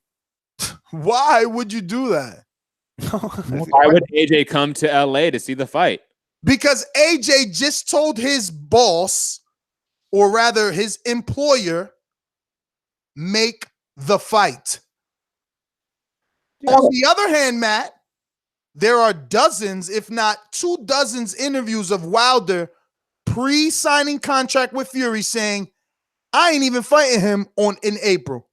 Okay, so yes. So if they want Wilder, they should go make Wilder look like he's the one afraid of the fight. I think or Wilder make AJ look like he's afraid of the fight by running down on him. And look, bro, I think Wilder's already doing that by AJ not showing up to the fight. Very quickly. That's common practice for the person to be there and the camera to pan and say, look at Keith Thurman, Earl Spence won from that. I already said he's not coming. So if he's not coming, you got to work out another fucking maneuver. And this is the biggest maneuver you can make. Going to the Canelo fight. And look, I think, again, this is very immaterial. Like, this doesn't matter. What really matters is if the contract's right. That's what I think AJ's talking about with Eddie. Because obviously, Deontay Wilder did not like his split. Obviously, he's making more money against Fury than what he was proposed to get against AJ in the original contract. I think that's what this is about. Like, that's what's going to make this fight happen. It's not AJ running up on Wilder. It's not Wilder running up on AJ. It's Eddie. Put the right split in the contract, give him the right guarantee, whatever it is. That will make the fight. That's all you need. They've already started on a bad foot. Regardless of what Wilder might have said in the past, you have a set venue. and you're asking a dude to negotiate. Like, is there really a negotiation? You know what I'm saying? Name another super fight that had a set venue, and then you negotiate with the B side or the other side. Like, get out of here, bro. To be honest, man, some of these super fights, you have to kind of make a fucking public face-to-face confrontation. We've seen it with Pacquiao and Floyd, and we've seen it with I believe Mosley and Floyd. Didn't Mosley have to jump in that ring after years of not getting that fight? Come on, bro. Like, you could say whatever you want. You could dress up AJ to be this fucking GQ gentleman. This is boxing. This is boxing. He got dudes checking his fucking he got dudes checking his pride every day. Every day. Talking about his moms, talking about his character, calling him pussy on UK TV. Like, people doing whatever. It's time he do something. Again, how fights happen is by offering them the right amount of money, and then they sign the contract. If the right amount of money is not being offered, then no one's going to sign the contract.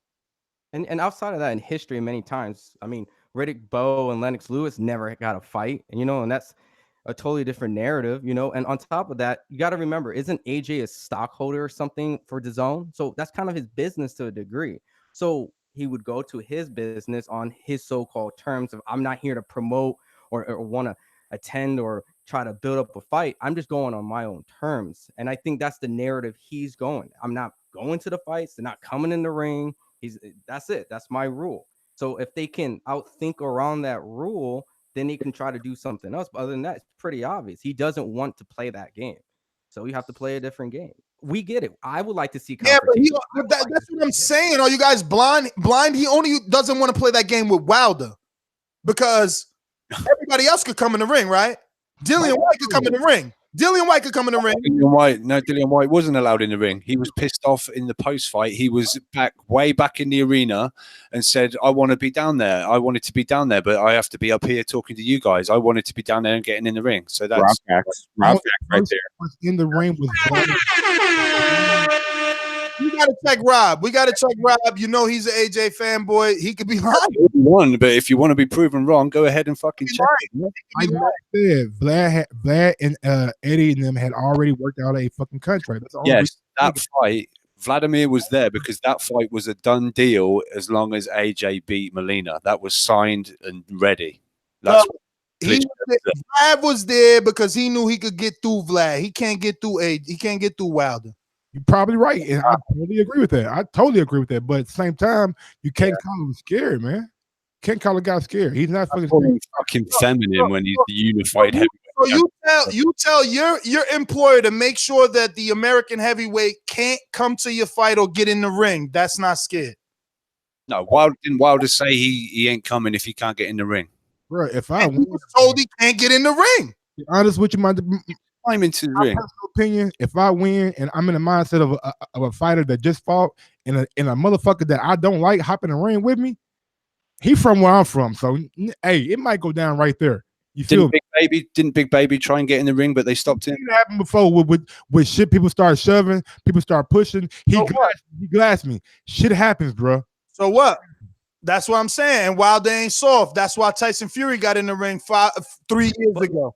Well, let's go back to that referee said Mosley. Mosley was clearly the B side against Floyd. Ricky Hatton calling out Mayweather, he was clearly the B side. Everything's the B side going after the A side.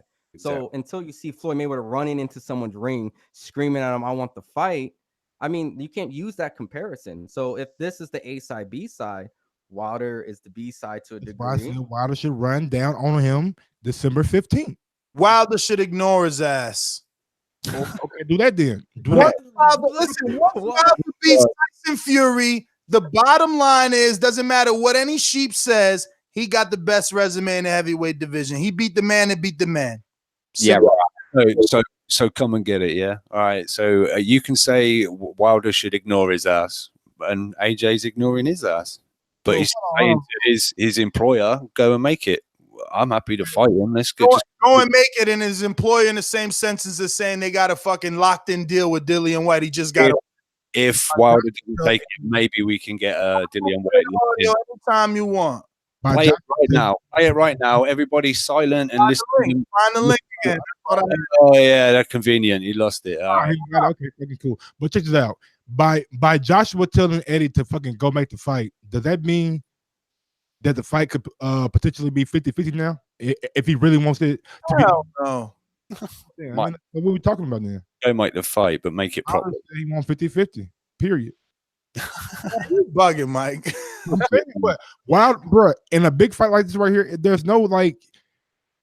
Did Triple G get 50-50, Mike? Did Pacquiao get 50-50 against Floyd? No.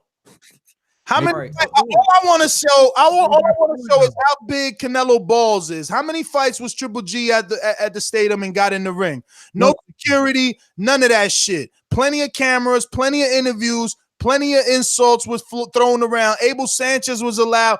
Nothing. You know why? Because he ain't fear no man, and he knew he was gonna whoop that ass. So, question. I have a quick question. Pay-per-view over in England. What? Like the number sold like 1.3, 1.6 or something like that. For what fight?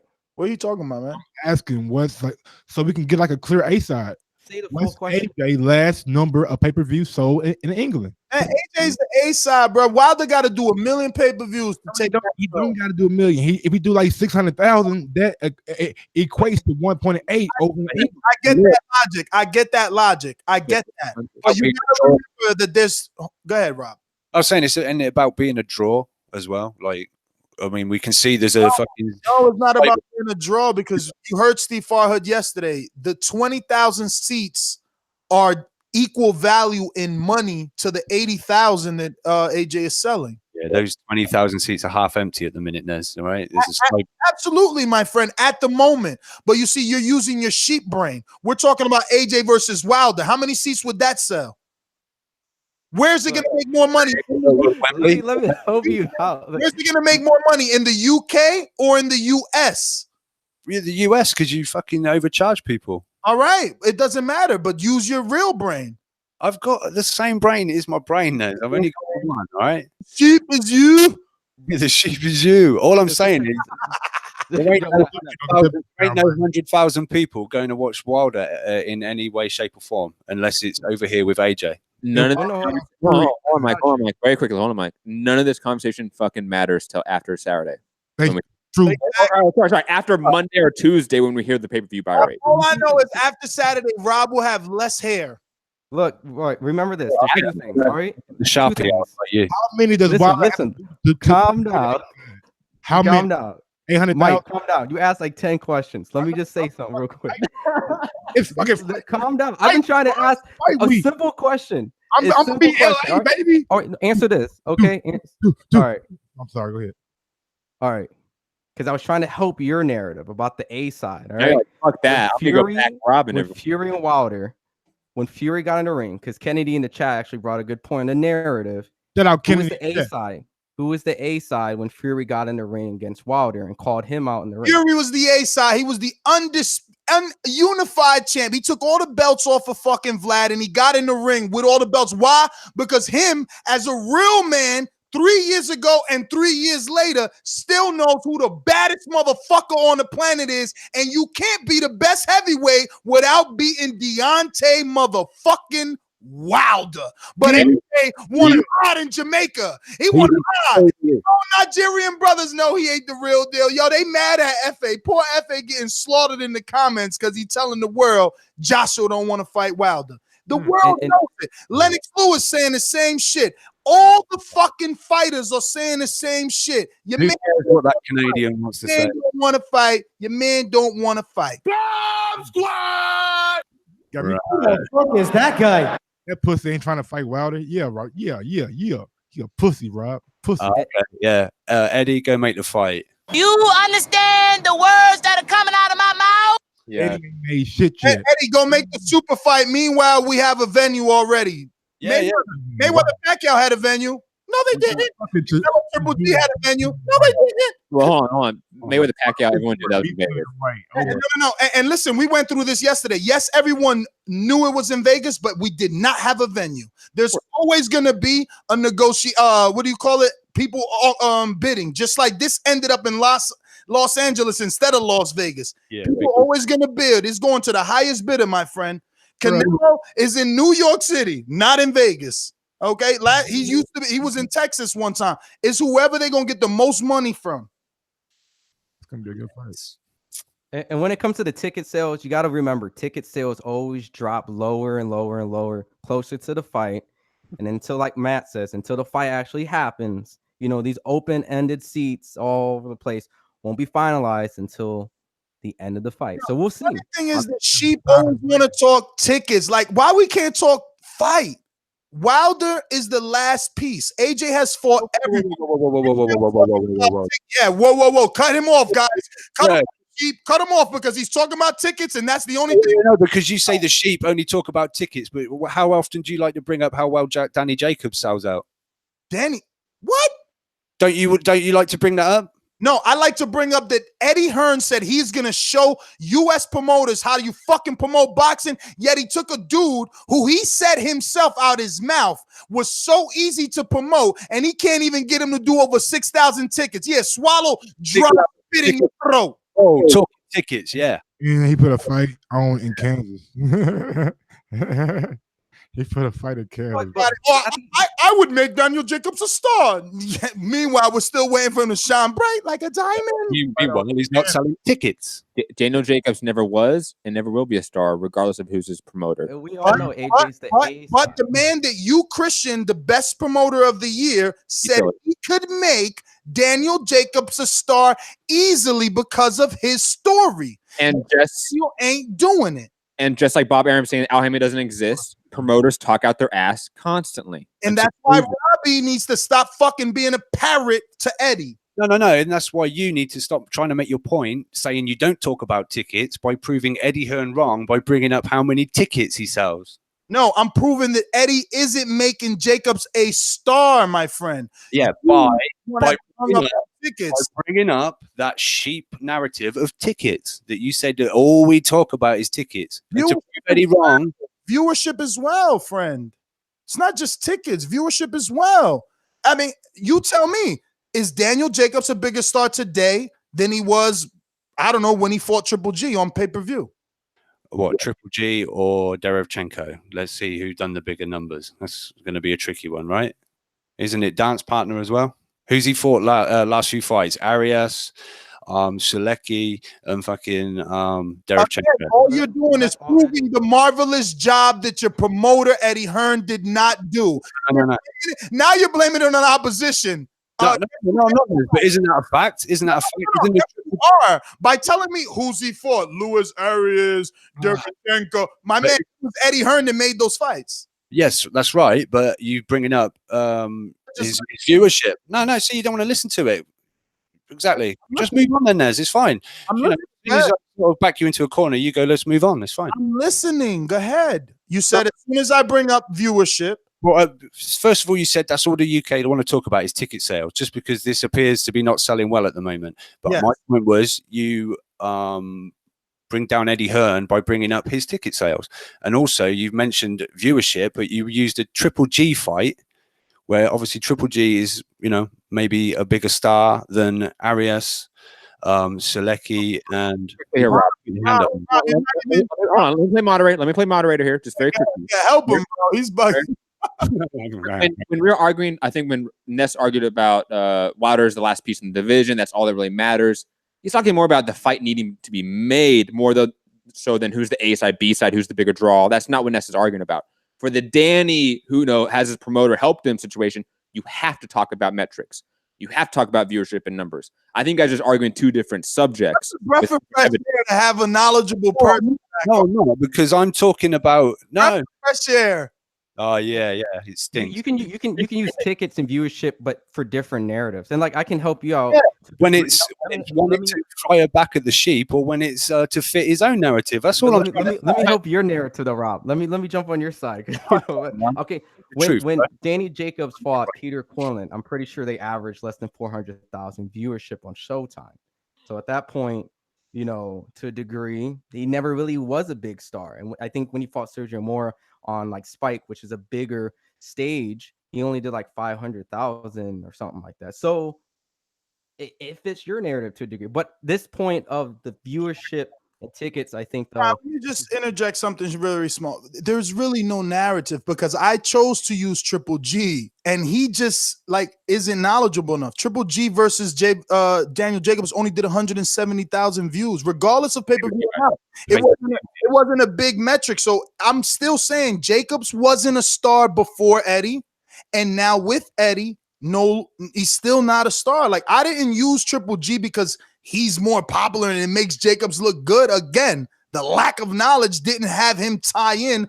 Oh, they only did 170. But what would it have done if it was free? We don't know. But I'm guessing it would do better than Luis Arias on HBO without pay-per-view.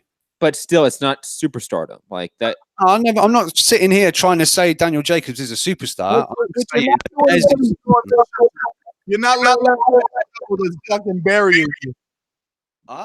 You all crackled up and shit. Yeah, I know. Fucking old boy Mike here with his feedback. He just jumped in. What I'm saying is, what you're not doing is letting go of the shovel that continues to bury you. No, look, I'm good with shovels. I'm a gardener by trade. Look, it's fine. All my point was, I'm not trying to say Jacobs is a star and Eddie Hearn's the greatest fucking promoter on the planet, you know, even though he is right now. But what I'm trying to say is, you're saying, oh, all the sheep talk about his fucking tickets. And you're saying that because you know your man's fucking fight at the minute isn't doing that great. So you bring that up and I say, oh, but you brought up ticket sales with that. Whether it's to try and bring Eddie Hearn's quotes down or what. No, it's not me bringing it up. Because you ain't going to listen. It's not me bringing it up because the ticket sales are not doing great.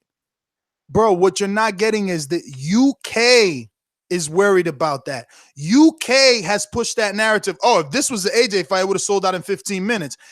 Eddie Hearn specifically said, oh, Deontay's fainting because they sold $1 million worth of tickets in X amount of minutes. I would die while AJ sold whatever. Like, it's never been us. We care about the fight. Okay, people that don't want the fight to happen care about A side, B side, you know, viewerships, tickets, all that other shit. We care about the fight. AJ has no one else to fight. If he fights Usyk, White, Miller, all those guys are ducks. There's only one more person that he needs to be fighting. Povetkin, he got the excuse that it was a mandatory. What is he going to tell us next time, bro? And the man that you're saying there's only one man he needs to fight said he doesn't want to deal with Eddie Hearn. He's not interested in April. He's not this, that, and the other. So exactly. So we're going to have to put up with White. So as a person, a champion of the people, again, why I bring up Crawford. Okay, as a champion of the people, make the fight. Crawford did. Listen, I wish I was fucking Crawford's boy, bro. Look at what he did. He took his phone and said, yo, I heard Earl's in the building. Tell him come say hi. Then he got on his 2 fucking legs and he went and looked for him. And then they did numerous videos saying, I would fight you. I want to fight you. What I'm going to fuck you up. All the shit we want. That's all we want. Show us who doesn't want it. Out of that, we got a clear motherfucking indication who didn't want it. And unfortunately, it was Earl Spence. But Crawford showed you he fucking won it. But Earl did a good job as well, saying he never got an offer, saying that how the fuck Bob saying he want to make a fight with me when he's saying my manager don't exist. So they both did good. That's all we want. Why my friend, I just don't get you. And let me finish, please. Let me finish. I just don't get you, Rob. Really, like, look into your soul. Why don't you want to see Wilder and AJ confront as a fucking boxing fan, bro? Like, that would be the equivalent of fucking smoking weed with Jesus for me. Why don't you want to see them to me? No, you want the traditional fucking bullshit. This motherfucker out in the room. Get me my wall. No. Stop telling me what I want. I'm talking about it. Where's the gunshot from? Because there ain't no gunshot unless he's killed himself. Jesus. Look. Don't tell me what I want, all right? I'd love to see AJ get in the ring or Wilder get in the ring and have that face off. But we're talking about why isn't he going? And I'm just trying to say that's just not how AJ does things, is it? That's not. But to say what I want. Hold on, moderator here. Fuck what AJ does and doesn't do, and he's on the beach. What does Rob want as a boxing fan? He just answered you. You want to see AJ go at? Did you have me muted or? I didn't mute you. All right, you missed it. Let me play moderator here. Rob obviously answered that question and said, I want to see them confront each other. I'd love it. Hold on, let me play moderator still. The idea that AJ is not going to the Deontay Wilder-Tyson Fury fight is not necessarily indicative of him being a coward, feminine, and not wanting the fight. Those two things are mutually exclusive ideas. We can hate that he's not confronting Wilder, but that doesn't necessarily mean he's a coward. You may interpret that just like people interpreted Earl Spence, just like people interpret Earl Spence as being a coward. I agree with you, Matt. But that's not true. Those things are just like Earl Spence isn't a coward. AJ isn't a coward. It's business. All these guys are businessmen. Like we have to think about that. There is no more business for AJ. Only business left is obvious ducking. There is nothing else that you can say makes sense, more sense than Wilder. There's nothing else. All I want to see. All right. Pick the next fight narrative. Why is Dillian White more important, or Usyk more important, or the Tiger Man more important? Whoever you could find, how are they more important if it's not Wilder or Fury? Winner. I know, but you're saying it's just constantly that it's a duck. But he's saying make the fight, and your guy's saying I don't want to. I'm not fighting in April against AJ. I don't want to go to Wembley on April. I don't want to deal with Eddie Hearn. So. You know, all I want to see is AJ step over the top rope, get in Wilder's face, and then watch Wilder. What would I? If I ain't 50-50, if I ain't 50-50, I'm after it. I'm gonna just put it like this. Yeah, that's what I want. So there you go. Crystal clear. So my thing is, if that's what you want, then you should be against these actions. Starting with set venue in a super fight, starting with not allowing the opposite side of the fucking fight to build itself. You know, Mosley Mayweather, Triple G Canelo, everybody, bro. Everybody gets in the ring. It's a face-off. It's tradition. Your man obviously wants a fucking plexiglass wall built in front of him. He doesn't want to be there, bro. He don't want to be there, and you fucking know it. Yeah, I know he doesn't want to go because he said I ain't going. He's even said he probably won't even watch it. He's going to be in bed asleep. So we know that, but I don't think that makes him a duck. I don't think that makes. You know that fucking roller coaster is over. It's over. It's over. That's why he wants to stay in that dreamland. Why you think your promoter's trying to do a 2-fight deal? A 2-fight super fight. Mayweather Pacquiao had a rematch clause. Mayweather fight had a 2-fight super deal. Tyson Fury does it. So, I mean, Tyson Fury is a 2-fight deal technically. Allegedly, Matt. Allegedly. And you can make faces all you want, but no one can show me facts on a rematch clause right now. Show it to me. We don't have facts on any contract mainly. Like, that's not a barometer. We don't see contract period. Only past contracts. Details always get reviewed. The journalistic work that's out there shows that there is a rematch clause for both men. Possibly. And let me do my Eddie Hearn flag waving. He has said that this is a voluntary fight. You know, why would you do that? That's bad business. Huh? He being who? Eddie. Let me do my Eddie quotes and repeating what Eddie has said, just so it's news, not that I'm, bowing at the feet of the Lord Almighty. But he has said that that's bad business, that this is a voluntary. Why would you have a 2-way rematch if it's a voluntary defense? Yeah, I mean, Bob Arum said Al Heyman doesn't exist. So take whatever fucking Eddie said with a grain of salt. Again, I just reporting what Eddie said. I know. Again, just being the parrot for Eddie. All right. Okay. So when you read out something someone says, I'll throw the parrot thing at you. All right. No, I barely quote promoters unless I'm doing it this way. you just said it. Like Arum said that he didn't exist, and you're quoting Errol Spence. Anyway, bro. Any other things before we open up these phone lines? We do have a lot of phone callers. Quick one. Roman Gonzalez dropped out of his fight next week. So anyone that wanted to see Roman Gonzalez fight, too bad. Sorry. Any facts? Sorry. Any facts on the Charlos? People running around. I see statements. Yeah, I was going to talk about. I don't even, these guys. I don't even know what to say here and what not to say. Oh, don't be sentimental. Come on. So I got these tweets from Victor Conti, and pretty much he's responding to a couple people on Twitter, and he goes on. This is all about the VADA testing, about Errol Spence and Mikey Garcia. So he goes, Spence is not signed up for a year-round VADA testing. Spence did a few weeks of VADA testing before the Brook fight because Matchroom Boxing demanded it. He also says to another person, he says, I hope you are right about Mikey and Spence doing VADA testing for the fight, but my understanding is that neither has contacted VADA about testing. Talk is talk. When they both sign the forms, then they would have to both walk the talk. It's November 24th and zero contact with VADA about testing. And then there's one more tweet that he also mentioned, and it says, my understanding is that there was going to be a genuine push for VADA testing for this fight, but it was denied by the A side. Go figure. Boxing deserves leadership that supports clean sport, and especially in these more challenging type of fight cases. So he tweeted this all out.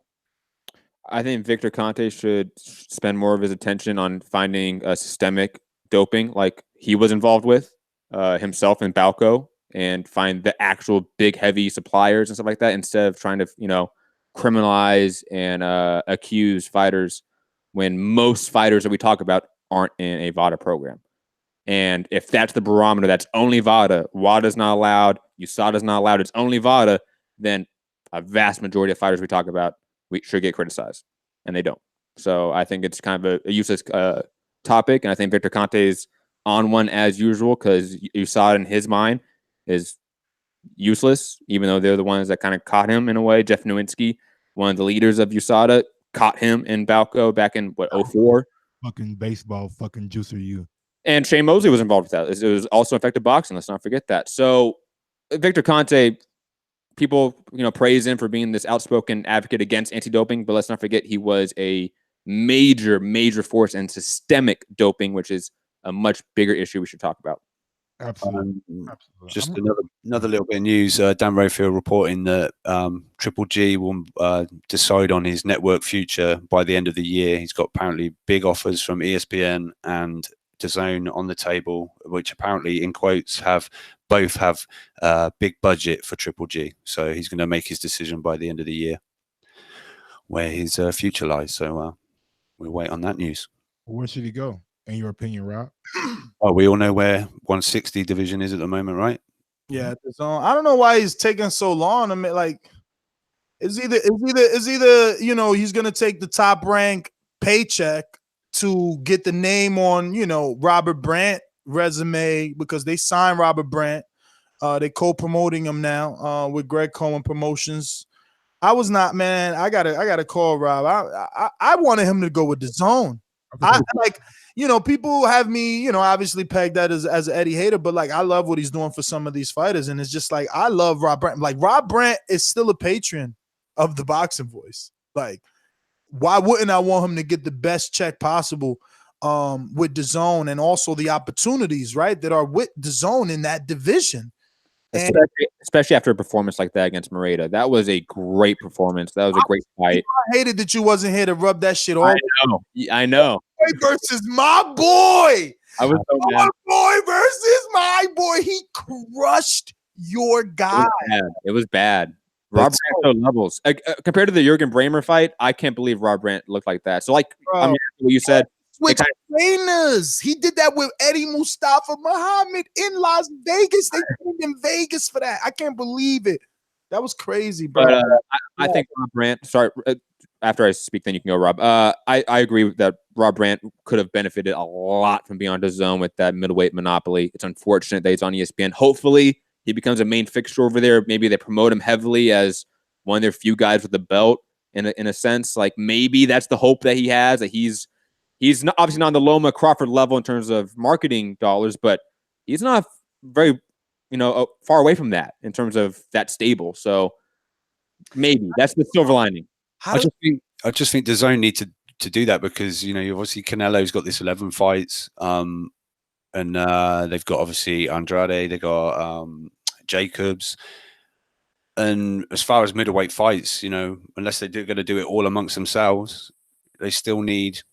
I'm not saying your boy's the B side, but he kind of is, No, they need him. You're absolutely. So I think he's another name that that's going to be on a Canelo fight, or he's going to be for Andrade, or they can't all just do this little mini super series amongst themselves for however long it lasts. So let me tell you, we did a Las Vegas interview with him in the hotel room, and honestly, I think it is the rematch money. I know that he has already said in public Maeda doesn't want the rematch, and they probably don't. But the possibility of that rematch being in Japan or where is it? Where's he from? Japan. Okay. I'm telling you, he talked about that, and he's like, hell yeah, I'll go, bro. The money, this, that, the amount of people. Like, he just kept letting us know he would go. So maybe that's what Bob was able to offer him, because honestly, I don't see what else you offer him. Because anybody remind me of a 160-pound middleweight that Bob Arum does have, not named Toyota Corolla?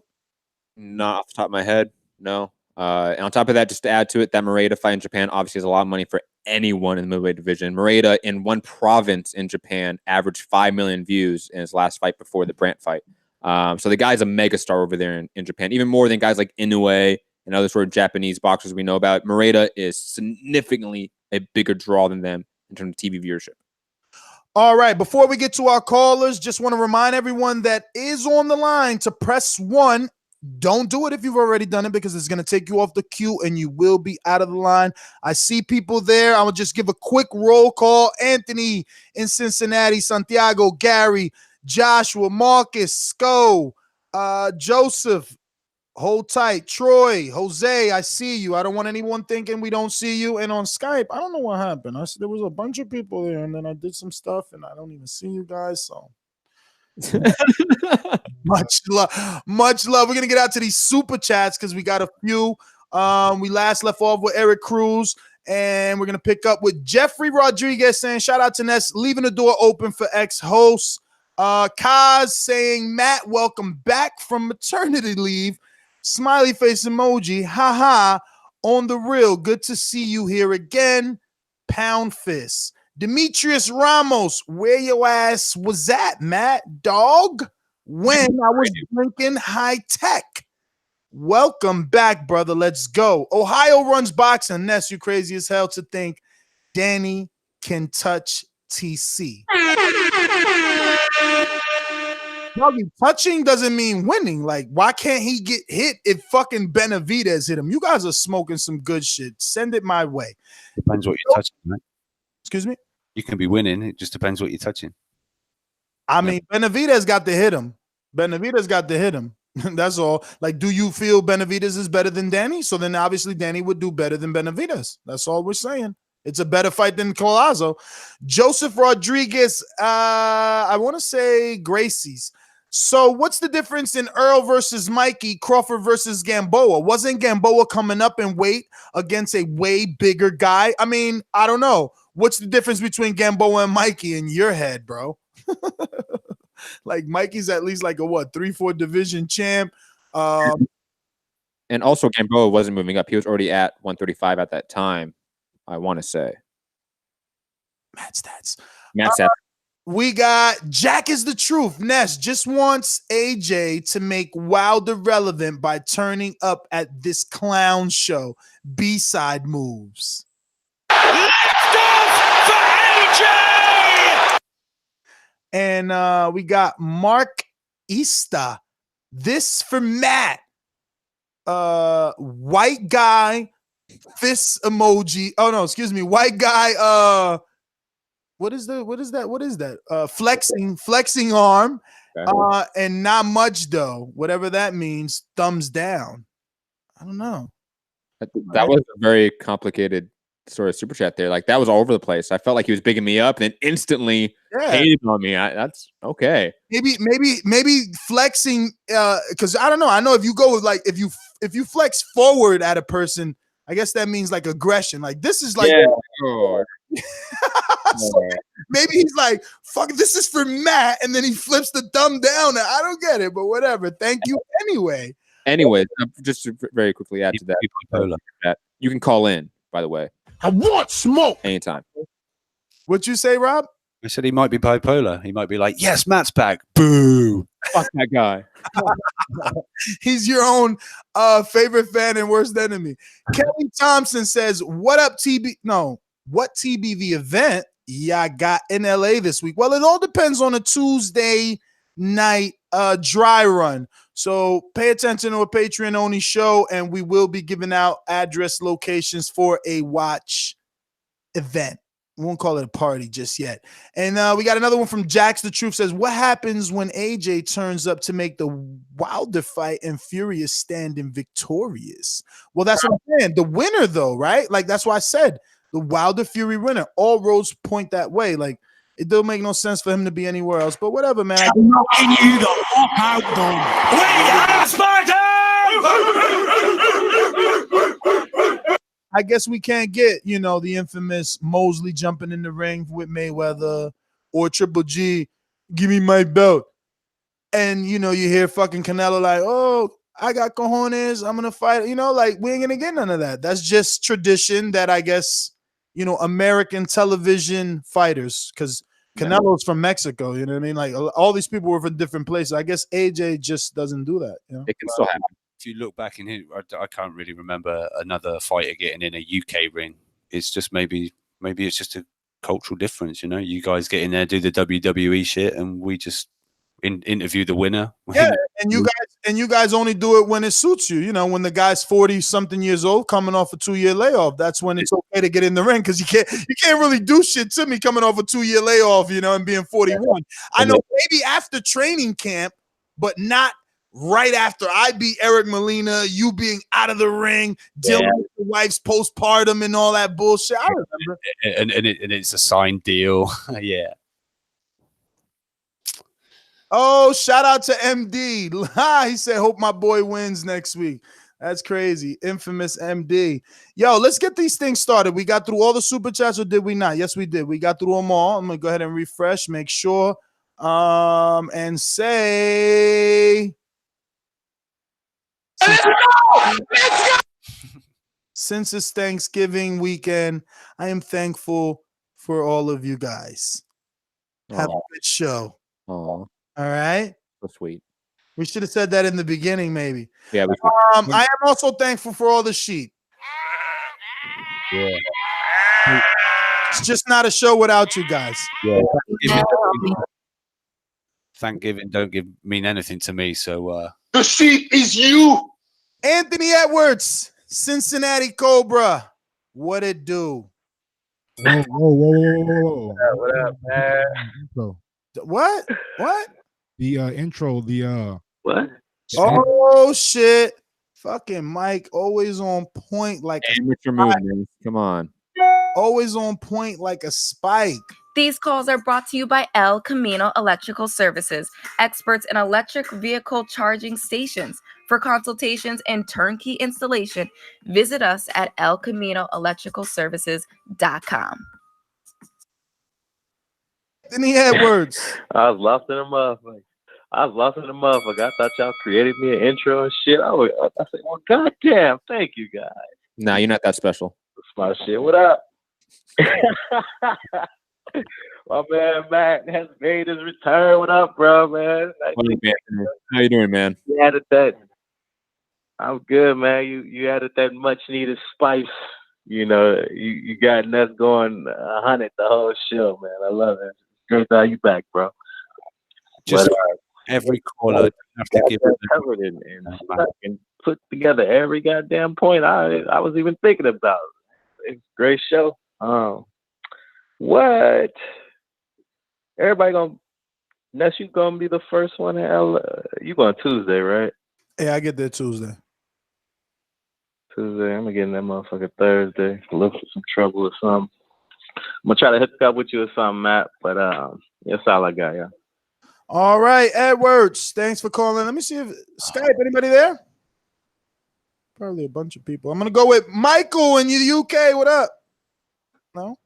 Yeah. Hey, how's it going, guys? What up? Hello, Mike. What up? Hey. Good. Thanks. Hey, and Matt, welcome back. Yeah, welcome back. Thank you, man. Yeah. So first off, the Bivol Pascal performance. Bivol, wasn't surprising. That was his toughest test. He was doing. He did well with the jab when he got up close on body shots. Pascal was being very creative, doing some leap like alley cat kind of pouncing shots on him. That double punch. I don't know how he done that. Probably worked on that on the fly. But overall, I think it was a good performance by Bivol. He says he wants to go down to 168 and willing to fight Canelo, Callum Smith. I think that'll be an interesting fight. I don't know how he'll do if he goes down in the weight, but I think it's interesting to know that he wants to fight everyone. And interesting to say that he was supposed to fight Elelder Alvarez, but then he turned it down to fight Kovalev rematch instead. So I thought that was interesting. But yeah, that's my take on that. And then obviously the Joshua and the Wilder, obviously, and the Tyson Fury situation. First off, narrative Nez. I like the way you're just spinning the narrative again. Very funny. Talking about, how can we negotiate a fight when there's already a venue? When Wilder said on your show he won't agree to a deal without no date and no venue. I mean, come on, Nez. Mike, this narrative you're spinning. Come on, it's getting funny now. Mike, you can call it a narrative, but just let the casual listeners know that you're talking about a contract that no longer exists, right? When you're speaking of date and venue, you're talking about the September 22nd date of last year, right? Or this year that just passed, right? The one Povetkin got to get, right?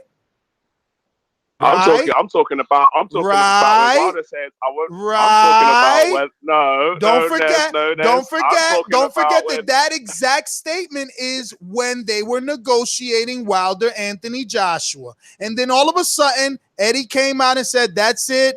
WA mandated that we got to get the Povetkin. Don't forget that, bro. Like, why are you making me take you down memory fucking lane? You know the fucking facts. No, I'm taking you.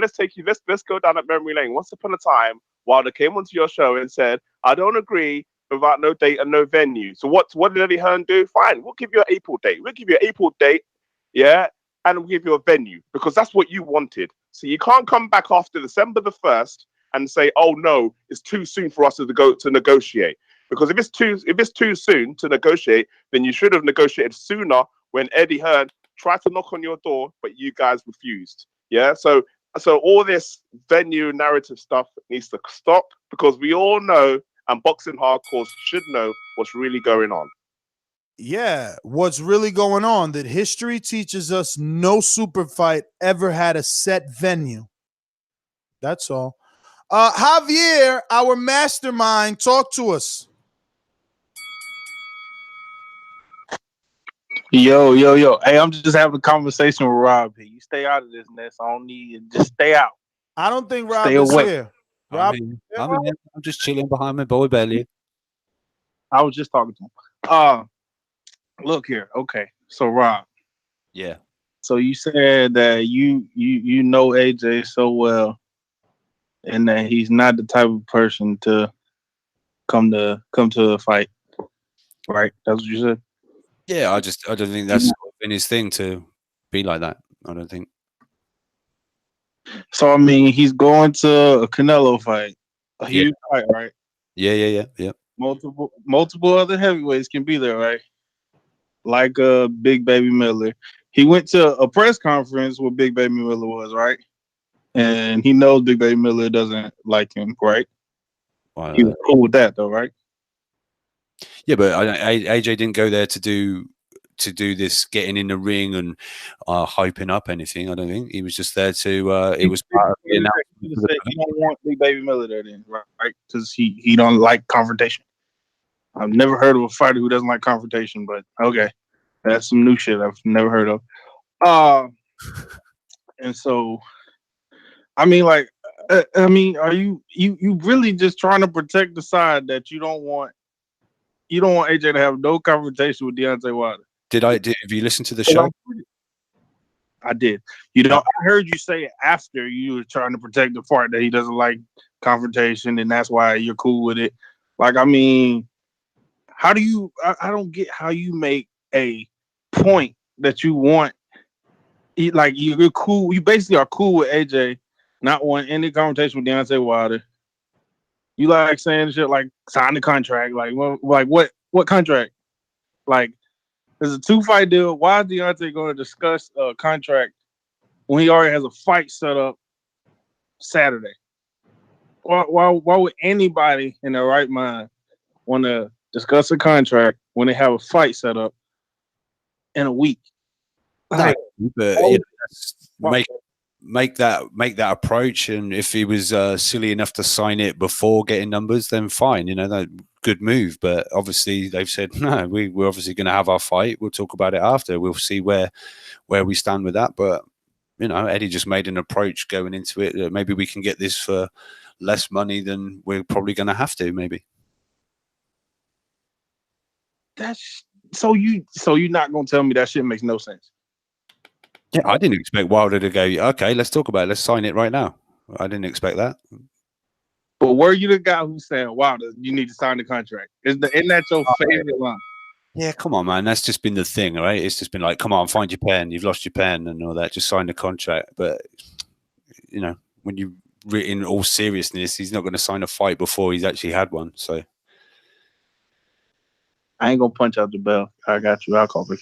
I love that you made Rob finally talk logical. That's all I ever want to hear from you, Rob. Yes, come on, man. You know fucking full well when I'm going, come on, find your pen. You really think I'm like mega serious?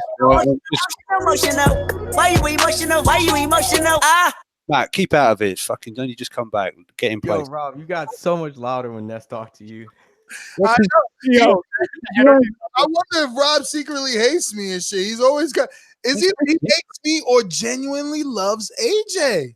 Lift off for AJ. Am I not here to be that UK person, Ness? So do we think Rob's like Dwight Howard in this shit with AJ or what? Yeah, I don't even know who that is.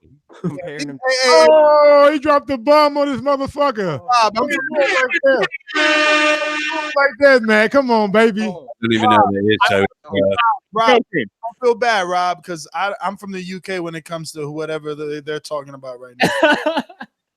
Yeah. We don't need to talk about it, but yeah, the people that know that joke, they got the joke. If you really don't need someone to defend the UK, then I don't know why I'm here at fucking 2 a.m. I don't. Oh, he's gone. Yeah, convenient. Fucking hell. So yeah, I'll get my UK shit off. AJ's the best. AJ's the best. Okay, guys, let's get it back together after my impression of Rob. If you really don't need anyone to defend you, like that, don't yes, get up. Because you get so fucking sensitive, bro. No, I'm not. Nez, you're the one that's been fucking going bright red, fucking shouting down the mic. You're being. Dude, I was in the Caribbean for a week. I got a tan, baby. This is my caramel complexion. It's gone now. It's gone now. So what is it? Fucking, you got a spotlight on or something? How the hell my tan is gone already? You're bugging. I'm going to Santiago. Sunburn. It must be. Santiago in LA. What up? Hey guys, what's up? First and foremost, kudos to having Mac back on the show. It's honestly the best news I've heard in the last 3 days that I've had having to deal with my car. So kudos. It feels good, and happy to be calling in and giving my take on this Saturday's fights. Dmitry Bivol, Jean Pascal. Personally, I kind of expected Bivol to knock out Pascal. You know, I know that he's been doing a little good for himself lately, but like considering that he mostly relied on his athleticism to win his fights and stuff, I didn't really expect him to hang on there too long. But Bivol is pretty technical, did what he needed to do just to get the win for the fight, and kudos to him. Do I think he's the number one light heavyweight right now?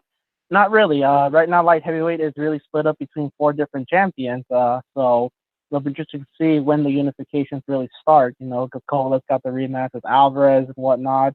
We still got Beterbiev and Adonis versus Gvozdyk. So it's a wait and see from you right now just to see who comes out on top in the light heavyweight landscape of it is. Didn't really watch the zone card. Wasn't really interested in it, so I don't really have much to say about that. And just to reiterate a point that Matt said earlier on in the show, and also to clarify certain information, Yuriorkis Gamboa moved up to 135 in 2013, winning a unanimous decision over Darles Perez. A year later, fought Crawford and would stay at 135 until 2017 when he fought Jason Sosa. So it wasn't Crawford bringing Gamboa up. Gamboa ended up staying there on his own accord for a good while before then. So are you trying to defend? Wait. So you're trying to say that Crawford didn't get him moving up? Like what? Like I don't get it. What's the point? Like Basically, the whole thought process- Yeah, the thought process was that Crawford brought Gamboa up. No, Gamboa moved up on his own accord, then took the fight with Crawford. You're right. I do normally kind of pitch it that way, like, oh, he brought him up. But he was still a guy moving up, and his best was still at 126, never at 130. No success at 130. Not even 35. No, of course.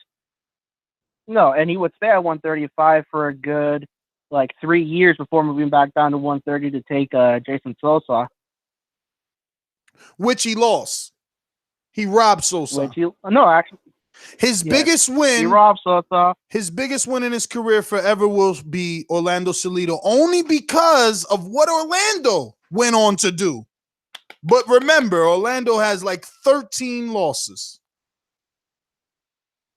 Yeah, but don't forget that about 9 of them were early in his career too, so it didn't really take off until later on. Anyways, unless you guys have any other questions, feel free to shoot. Otherwise, that's my call. Santiago, as always, thanks for calling in. Let's see. Big shout out to Santiago and Matt, though. The power. This guy had car problems the whole weekend, down in the fucking dumps. As soon as he heard Matt was back, fuck that fucking car. I'm back. You feel me?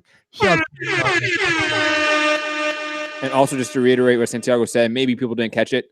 Gamboa moved up and fought Darius Perez at lightweight and then Terrence Crawford at lightweight.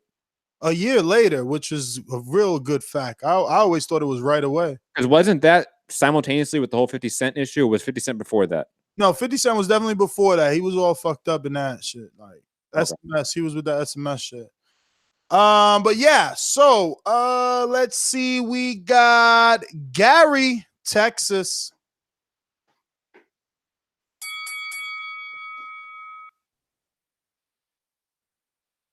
Gary.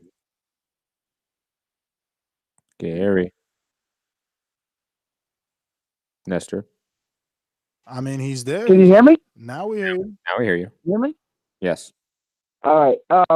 I wanted to touch on two things. First, if you're mad at Terrence Crawford for taking on Collazo, you're mad at the wrong guy. Because none of the guys on the Al Heyman TVC side wanted to fight him. So I don't know who you wanted him to fight. Were any of those guys offered a pay-per-view? Let me speak. You at the pay-per-view. Let me. Crawford already did a pay-per-view. How did that do? How does? So now you're Terrence comparing Crawford Victor get a guy Postal. like you? Now you're comparing Victor Postal to Danny and Sean.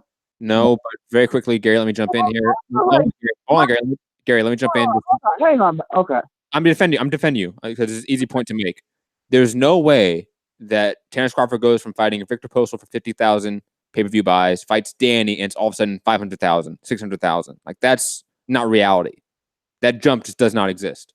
Ah, wow, that's crazy. I think that it is totally possible. I mean, Terrence Crawford, Victor Postal was years ago.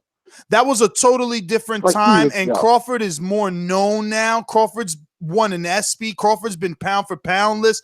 Crawford's been fighter of the year. Crawford's done crazy ratings. Crawford's getting fucking $3.6 million to beat up Benavidez on ESPN, and it's being reported. What I'm saying. It's being reported. Hang on. Bro, he's a different person right now. Gary, he won an ESPY. Hang on. So he's getting an ESPY.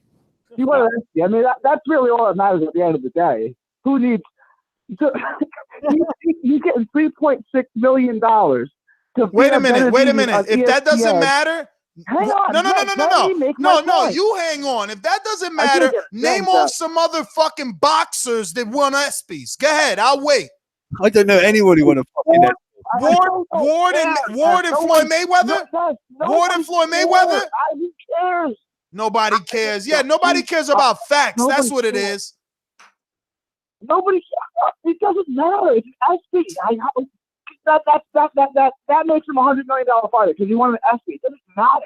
Right? And you want him to fight on pay-per-view when he's getting $3.6 million to fight David Benavidez at ESPN, and his last pay-per-view is $50,000. Yeah, he should get someone like you managing his career. That's what he needs. That's got to be the dumbest thing I've ever heard. And second, if you're mad at Crawford's taking a bigger challenge than Spence is.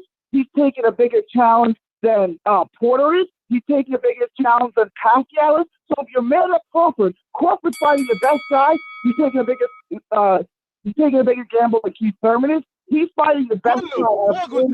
Bro, you obviously like are fucking on something out there, because last I checked, how could you say in that sentence that he's taking a bigger test than Keith Thurman? Keith Thurman beat the guy Crawford's negotiating with. You sound silly. Keith Thurman is fighting Jose maybe Cito 4 Lopez, years bro. ago. Maybe 4 years ago, as a hometown, make sure I'm gonna win with my title fight. He fought Luis Collazo, okay? And he knocked him out, by the way. He knocked him out. Make sure that your guy Crawford, who struggles with people, does at least get the knockout. What are you? Keith Thurman is fighting Jose Cito Lopez. Coming off an injury, Gary.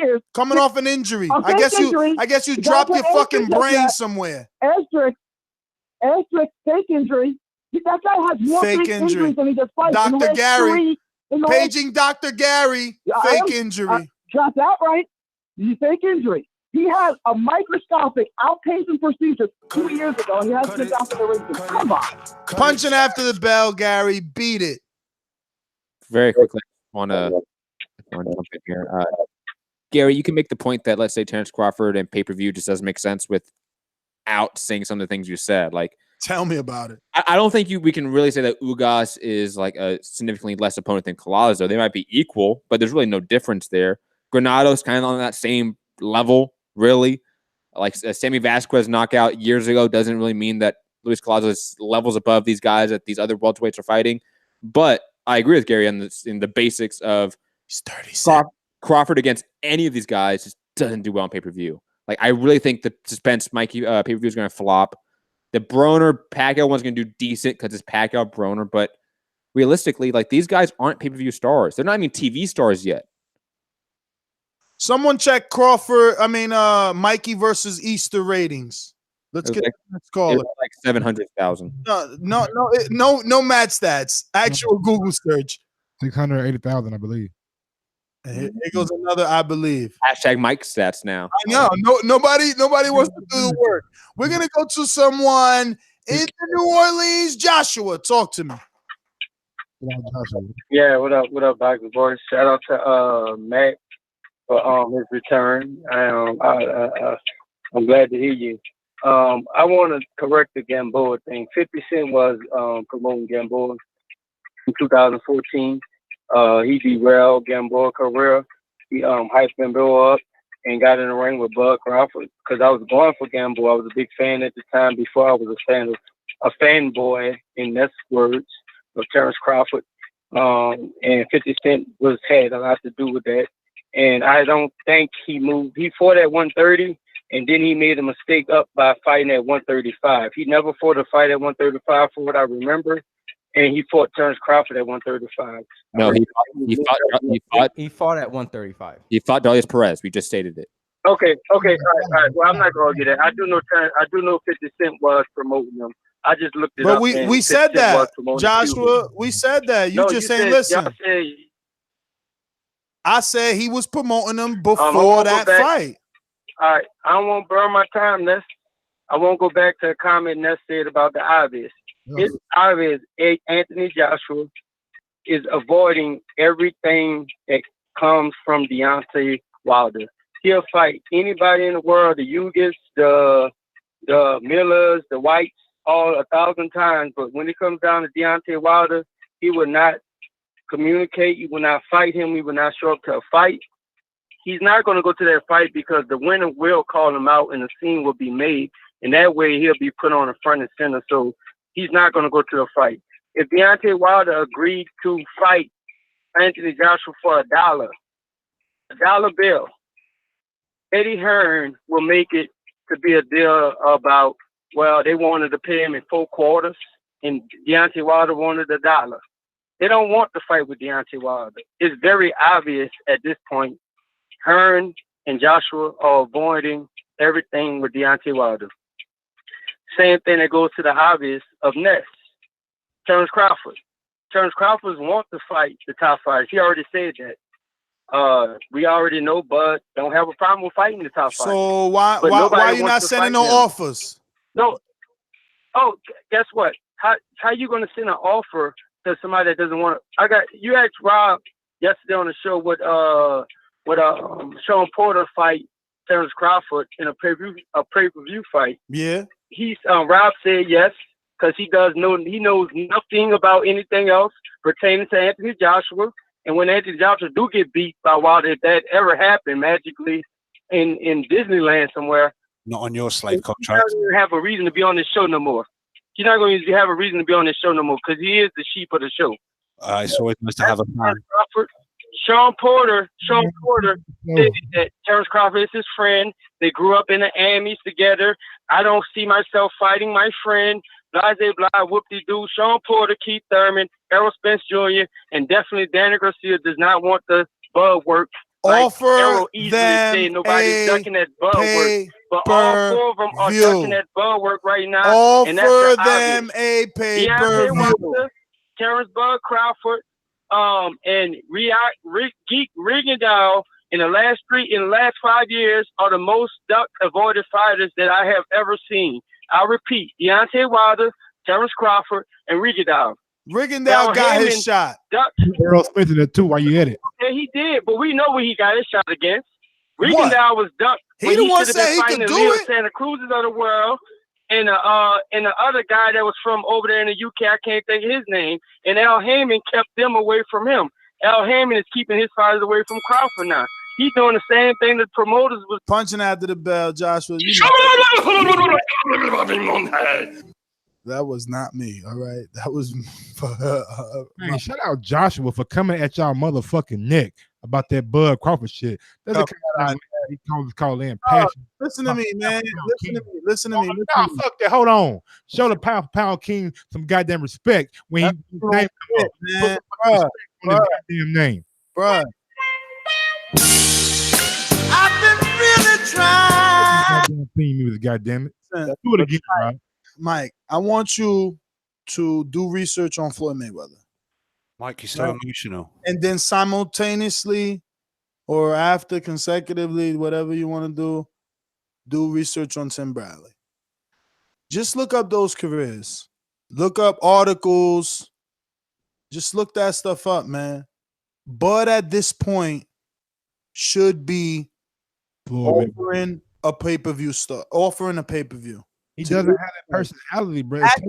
No, that's not true. We can't say that anymore. We cannot say that anymore. We cannot say that anymore. He definitely got fucking personality. Not when he's doing a fucking interview, though. Brother, he don't gotta be on an interview, and Top Rank learned that, and that's why they're putting out clips. They're still releasing clips of him and Earl because they ain't stupid. He got personality.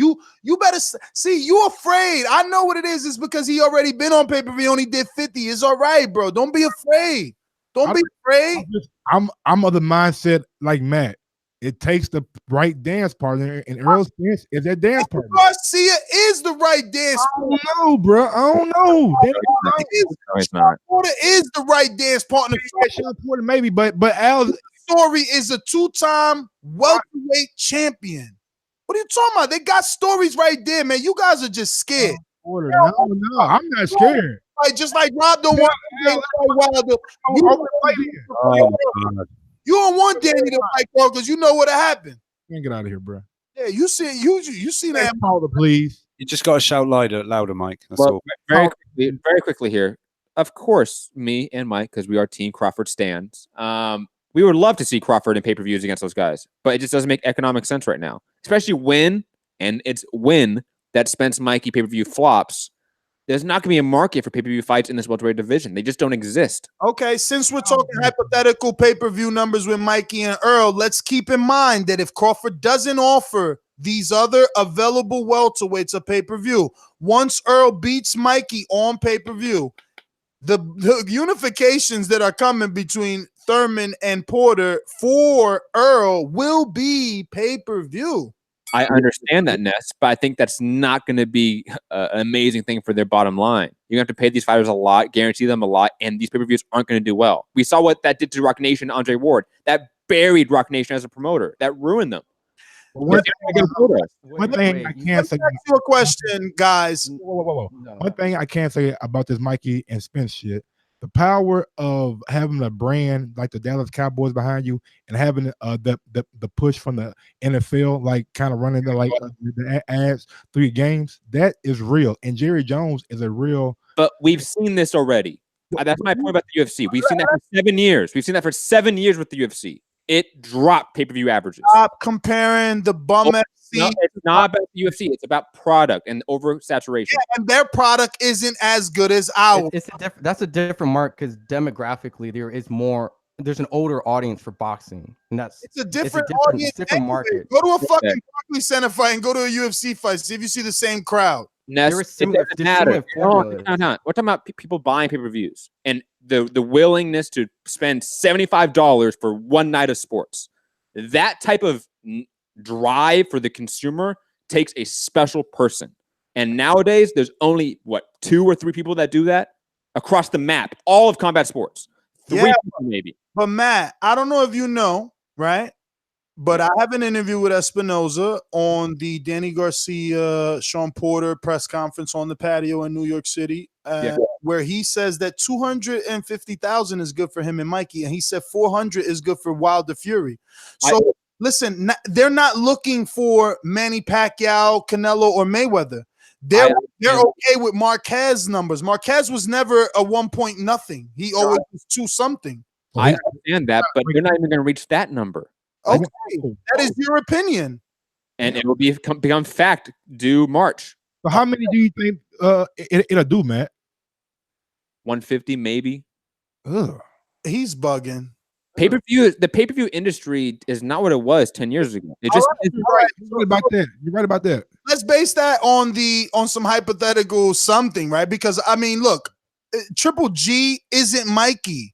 Neither is Danny Jacobs Earl. Like any of those guys that you compare, those pay-per-views that flop that you want to compare, they're not these guys, all right? Andre fucking Dry Paint Ward is not Earl Spence, okay?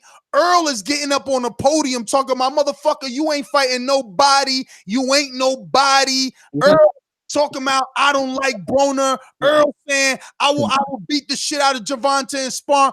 Earl is not Andre Ward. And Mikey is not whoever you're comparing him to. Not good. I like clean sport. No, he could speak. Like you bugging. Yeah.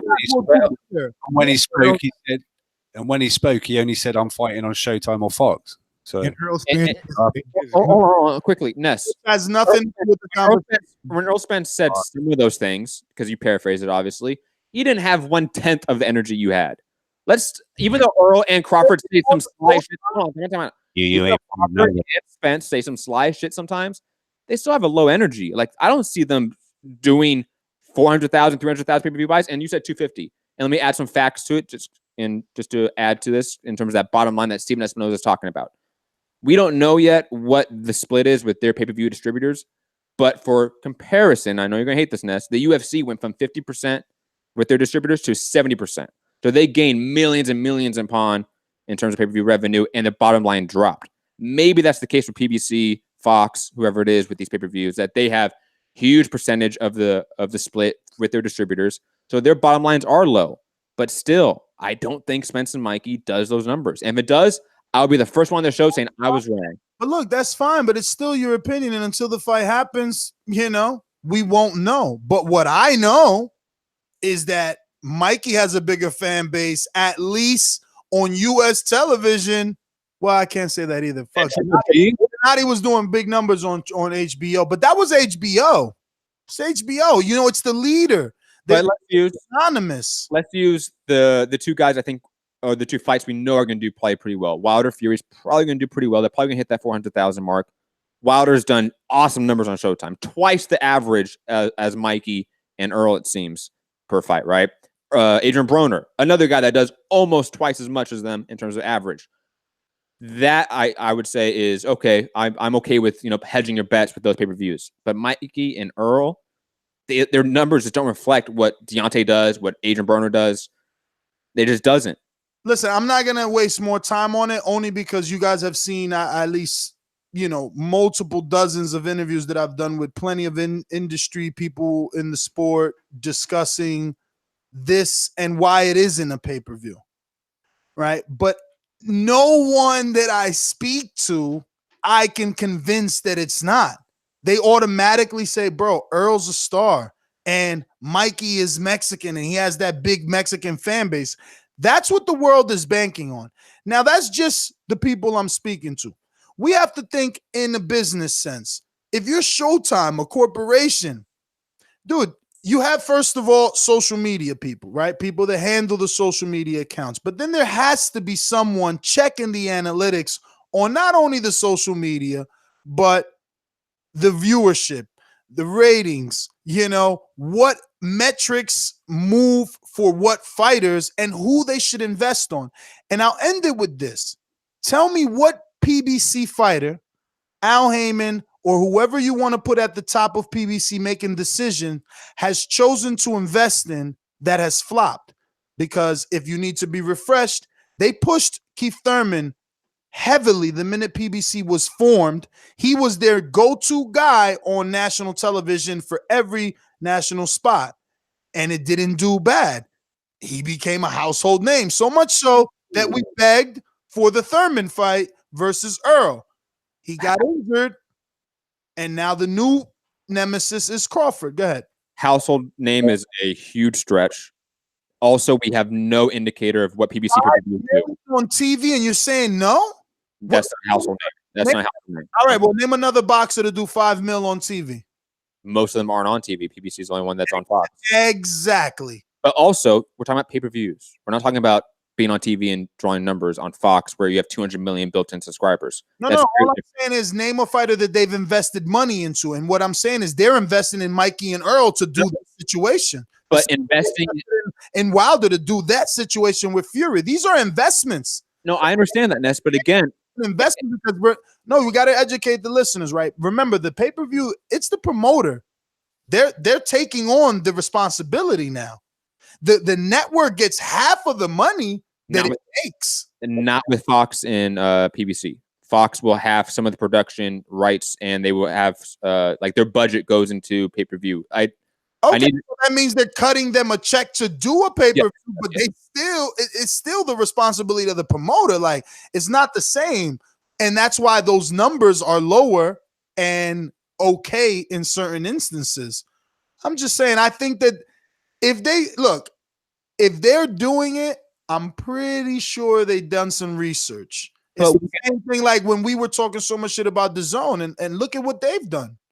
But Ness, we could argue that before Triple G Lemieux, that Tom Loeffler must have seen the metrics, or we can argue about that with Victor Postal, Terrence Crawford, Bob Arum must have seen the metrics, and that just doesn't. But again, it's different situations, right? Because like you said, Triple G Lemieux, two foreigners. Triple G Jacobs. Oh, again, we argued earlier in this show that Jacobs isn't you yourself, my friend. That's exactly my point. But no, Ness, that adds to my point about Mikey Earl, because Mikey's numbers reflect what Daniel Jacobs was when he was with Showtime. They reflect that. I think Mikey's done better than Daniel. Yeah, he's doing better than Jacobs. He's doing better than Jacobs, bro. And listen, even you know that we go off YouTube analytics, IG analytics. Those are way better for Mikey than they are for Daniel. But that's all different than a $75 pay-per-view. I know we don't know the price, but again, we're talking about investing in a fighter, putting them on TV. That is highly different than investing in a fighter, hoping that they sell pay-per-view. Matt, I agree with you 100%, but let's keep in mind that when Triple G was building his hype towards pay-per-view, that was the main talking point, how strong his internet numbers were. And it was wrong. Again, but he is not Mikey. I would argue he is. Free boxing for all. How? Mikey's a Mexican American.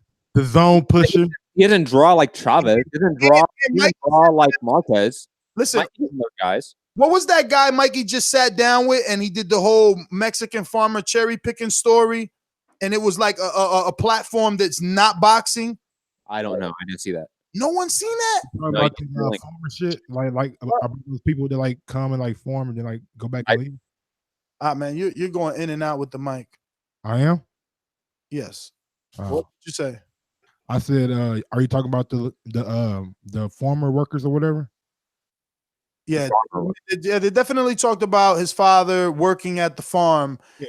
Sit down that he did with someone, and it was all over IG. It had over 1 million views on it. I never heard of the dude that he sat down with. But I'm pretty sure it's on his own IG. I know that he shared it. You know, that's how you only get stuff that you're following anyway. But we can go back to the callers because I think obviously we don't know till the pay-per-view comes out and we know the buy rate. Who's right? fine. So we went to Joshua there, I guess. So check, make sure we got no boomerangers. Yes, we do. We're gonna go out to Stain.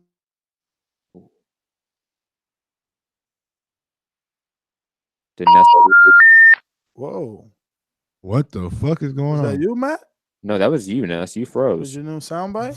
Straight to the point for those with attention deficit. I'm so repetitive, so I gotta repeat. Stainless from the street to the deep. I'm coming with that heat. All you need to know about me, I'm coming with that heat.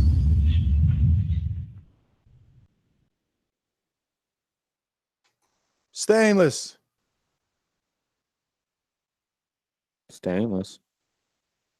Stainless. All right, well, let's go to Skype. We're gonna go to Vito.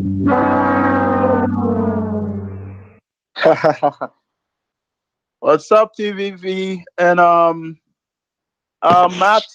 Matt, it's nice to see you again. I must admit, since you left, Ness IQ dropped significantly. Nice Now I'm to gonna see make you. sure I turn this timer on. Yeah, sure. Do whatever. But I have some point. Don't just don't say anything. Don't try to talk over me. I'll make my point and then that's it. Now, first you said GGG was Triple G was all at Canelo's fight. Now, let me ask you a question. Isn't that what B-side is supposed to do? How many fights did you see Canelo go of GGG? How many of Triple G's fights did you see Vito, you Canelo asked me go a to? question, right? Or you don't want me to answer? No. Listen, I'm gonna finish, and because I'm on time, right? So just let me finish, and then you answer. Now, another thing that you said, AJ not going to Wilder's whatever fight means that he's scared. AJ signed to the zone. Why would he go to Wilder Fury to promote the fight? Now, there's another thing I have to say. You said everyone don't see the problem, but you see it. Unless you're Nostradamus, then if everyone sees the problem, if everyone sees what you don't see, you understand? What does that make you? Doesn't that make you the problem? And last I checked, you don't have the IQ of Nostradamus, unless otherwise we'll start calling you Nostradamus. You don't have that IQ, so let's not pretend that you do. You said another thing. You said Holyfield said Joshua don't want the fight. He should make the fight happen. How much did Holyfield take? Lennox. How much did Lennox take to fight Holyfield? Let's be real. Now you said that was like a 50-50. They got paid like equally almost on that. But go on. No, it wasn't 50-50. It wasn't. How much they get paid? How much they get paid on? Lennox, I think if I remember correctly, it took about 10 million. I don't know. Start out with I know. Hold on. You said all the fighters say AJ is scared. He should make the fight. What did Mayweather say? Mayweather that is more active in recent days. What did Mayweather say? Wilder should recognize that he is the B side and he should make the fight. He should take whatever he is given to make the fight happen to become the A side. The same thing Mayweather did versus Oscar De La Hoya. So what are you talking about, Ness? And another thing, you must know this. Boxing is a business first, sport second model. It's not about what hardcore fans want. It's a business. And last time I checked, most of the tickets buys and ticket sales and all that is done by casuals. And one last thing to Rob. Rob, you should do well in representing your people. I'm in the UK. To the last caller, he said, why would AJ not go to Wilder and then go to Canelo? AJ going to Canelo's fight does good things for him and the zone, promoting the zone and then promoting himself in the States. So what the hell are you talking about? Ness? Hang on, he's just finishing all his nuts. Vito, I'll let you punch after the bell very long because, you know, I just wanted to be kind to you. But And you were just finishing off some Wilder nuts. And I'm just going to tell you this. I'm not even going to address you. I'm really not. Let's call him, man. Fuck. Well, that's fucking, bro. He was coming for you hard. Stainless. What up? Y'all can hear me? We hear you. Cool. All right, first mixed combat, Matt. What up, baby? Good to see you again. What up, Stan? How you doing? It's all good, man. Love to see you back with the show, man. As I always say to you, man, you that perfect fit, man. So good to hear your voice on here. Good to see you on YouTube. Second to UK Rob. You still there? Yeah, man, I'm still here. Yo, I just want to say, man, I appreciate you, man, because I know it got to be 2, 3 o'clock in the morning over there, and you listening to all the shit talking. You know what I'm saying? You're taking it all in stride, and you still represent for the UK. So, you know what I'm saying? And I'll try. You know what I'm saying? And we as TBV fans and listeners and callers, man, we do appreciate it. I mean, yeah, we talk a lot of shit, but that's the form of the show. So that's what we're going to do anyway, right? You know what I'm saying? But you take it all in stride, man. And you don't let it get to you to the point, especially at 2 o'clock in the morning. You know what I'm saying? Where you know what I'm saying, really get living and going in on motherfuckers. So thanks for that. Mike, Ron, what's up to y'all? You know what I'm saying? And of course, that's the Gibbs. Good to hear from y'all again. First off, I'm gonna get into this weekend's fight. Dmitry Bivol did not impress me at all. If anything, he looked worse. Like I thought he was good as a prospect, but as a champion and a contender, man, he's not really doing anything to really get my attention. I mean, Pascal, I'm not trying to put him down, but he like a poor man's Roy Jones, you know what I'm saying? And not good at it at all. And he had spots in there. And he had a lot of spots that he shouldn't have had, you know what I'm saying? So he really didn't look good to me at all. Therefore, I was more impressed with Pascal, sorry ass. As far as the Joshua Wilder shit, like I'm kind of like Rob, you know what I'm saying? Like I don't really give a fuck, you know what I'm saying? If I'm more focused on the Wilder Fury fight, you know what I'm saying? I'm not really trying to get into the Joshua Eddie Hearn narrative. If they gonna be there, cool. If they not gonna be there, cool. Because you know what I'm saying, I'm gonna be watching that fight either way, so I'm not really concerned with all that. As far as the Crawford Collazo fight, I've been saying for a while, I think Collazo's a good fighter test for anybody trying to prove themselves in the welterweight division. Hopefully Tom hasn't caught up with him too much so that he can actually give a good performance. He's been out the ring over a year. Crawford to win. No, he just had a fight a few months ago, didn't he? Yeah, a few months last year. No, this year, man. He had a fight this year, man. It was on an undercard. They showed that shit on Facebook. I'm telling you, man, he had a fight this year. But as I always say, man, please make sure you push the thumbs up. Share this every episode of the Boxing Voice podcast. I'll push one to get back in a minute. Peace. Big up, Stainless. Stainless, thanks for calling in. We're going to go out. What happened, Matt? Go around. Collazo fought in August. Of this year? Yep. 2018? He got a majority decision against Bryant Perella. 2018? 2018? Yes. Yeah. It was a PBC fight. I think it was Fox Sports 1 or something like that.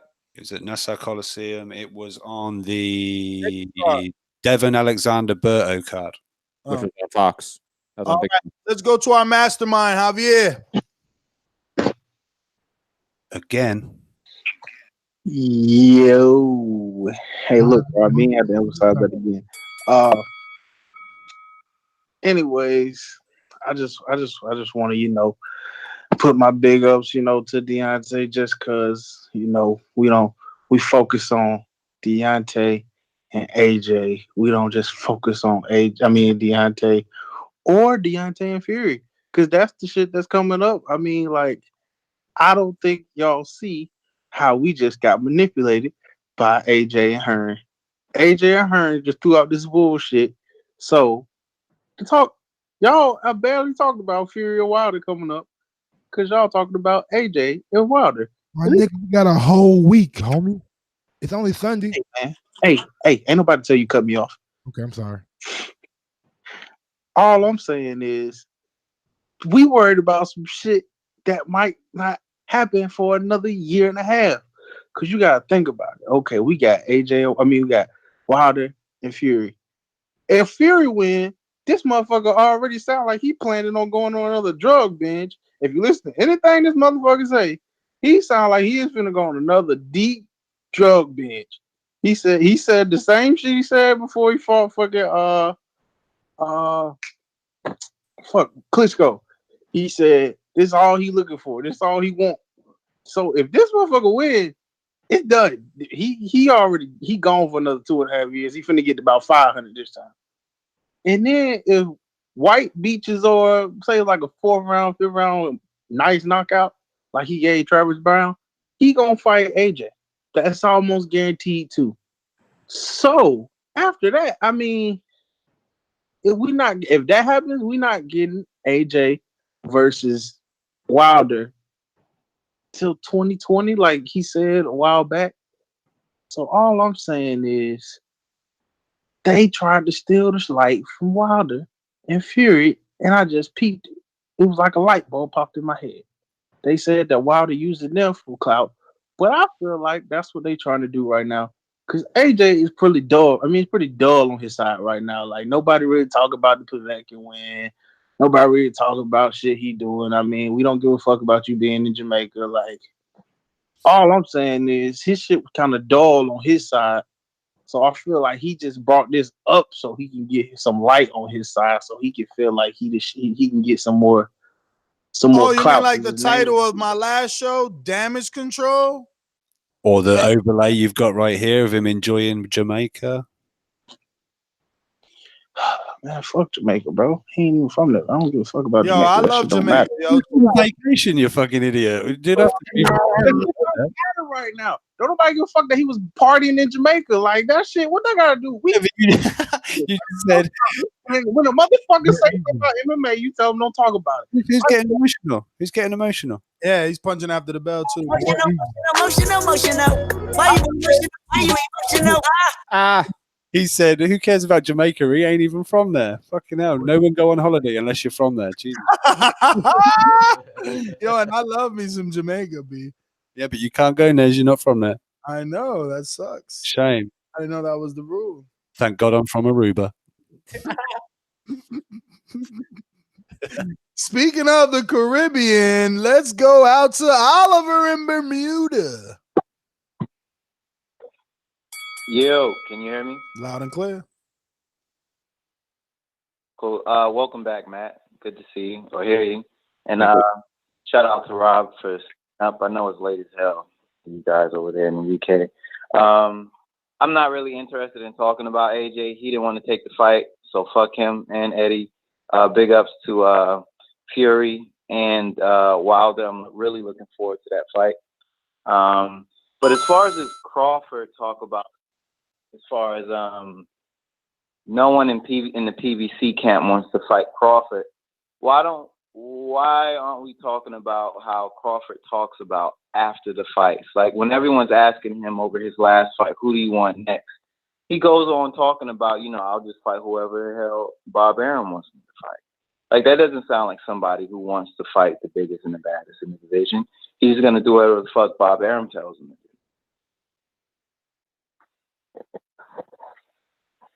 That's what I'm saying. Like at this point, he should be getting what he wants.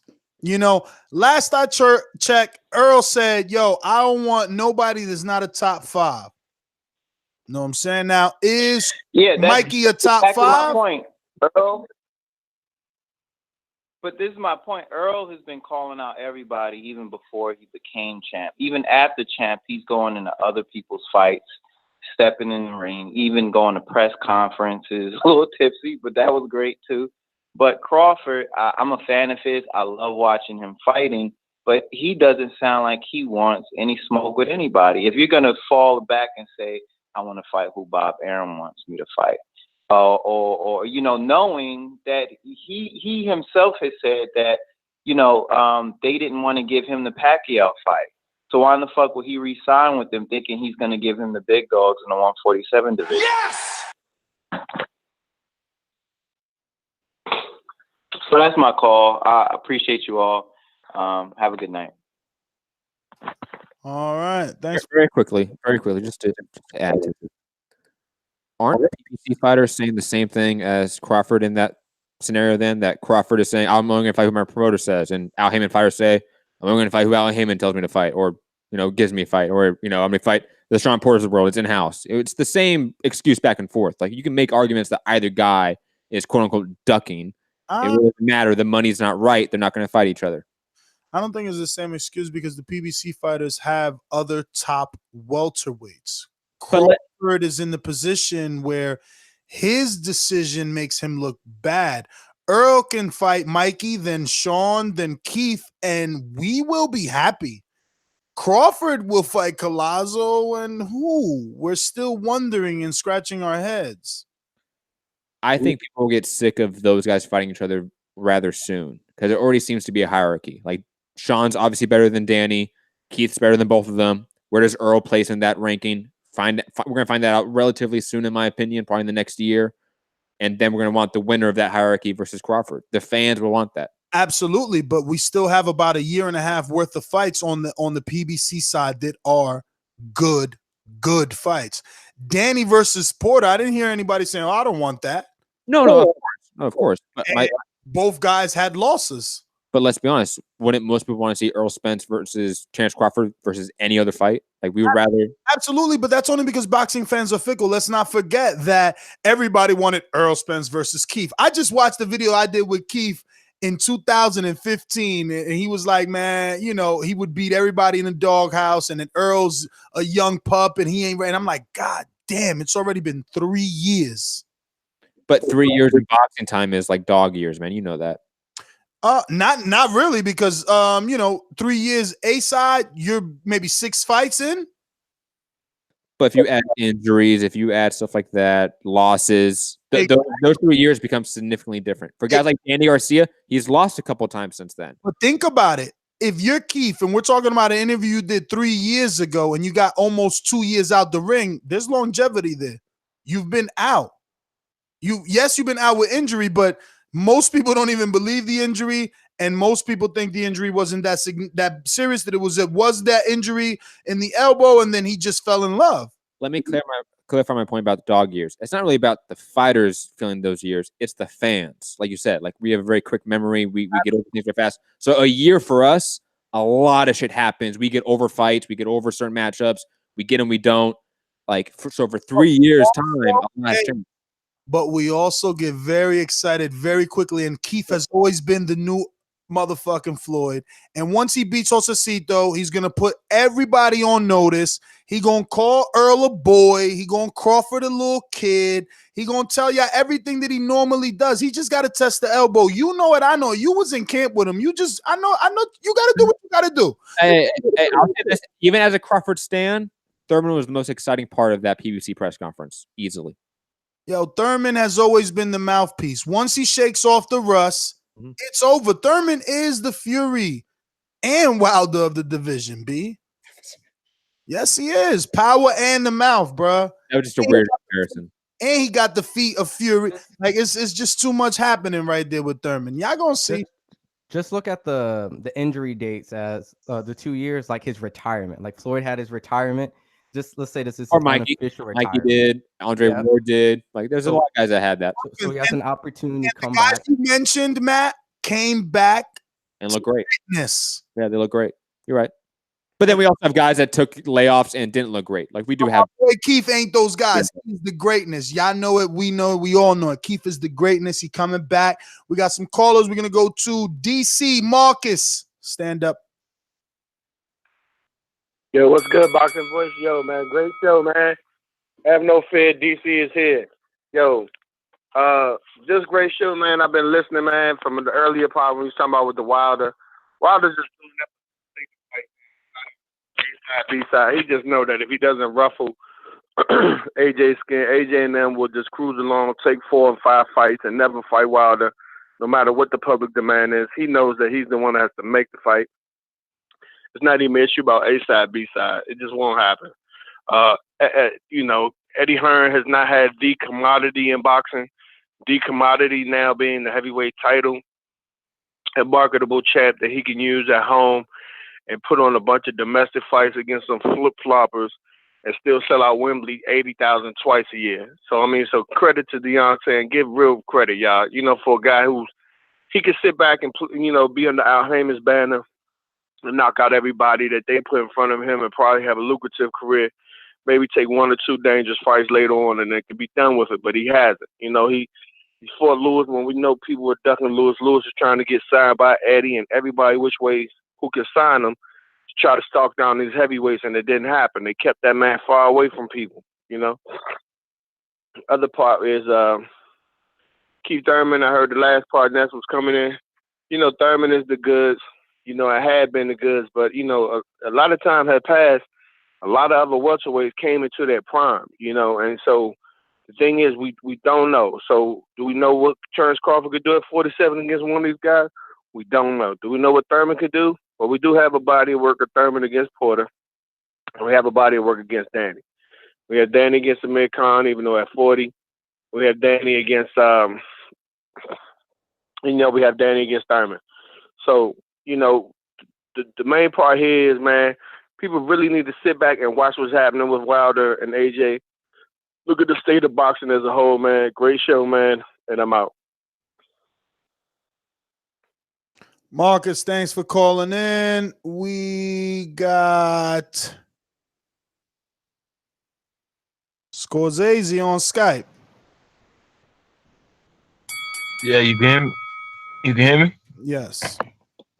Look, when Floyd Mayweather wanted Arturo Gatti, he got in the fucking WBC rankings. Terrence Crawford claims he wants this guy, he wants that guy. Motherfucker, you got in Jeff Horn rankings. That's who you got.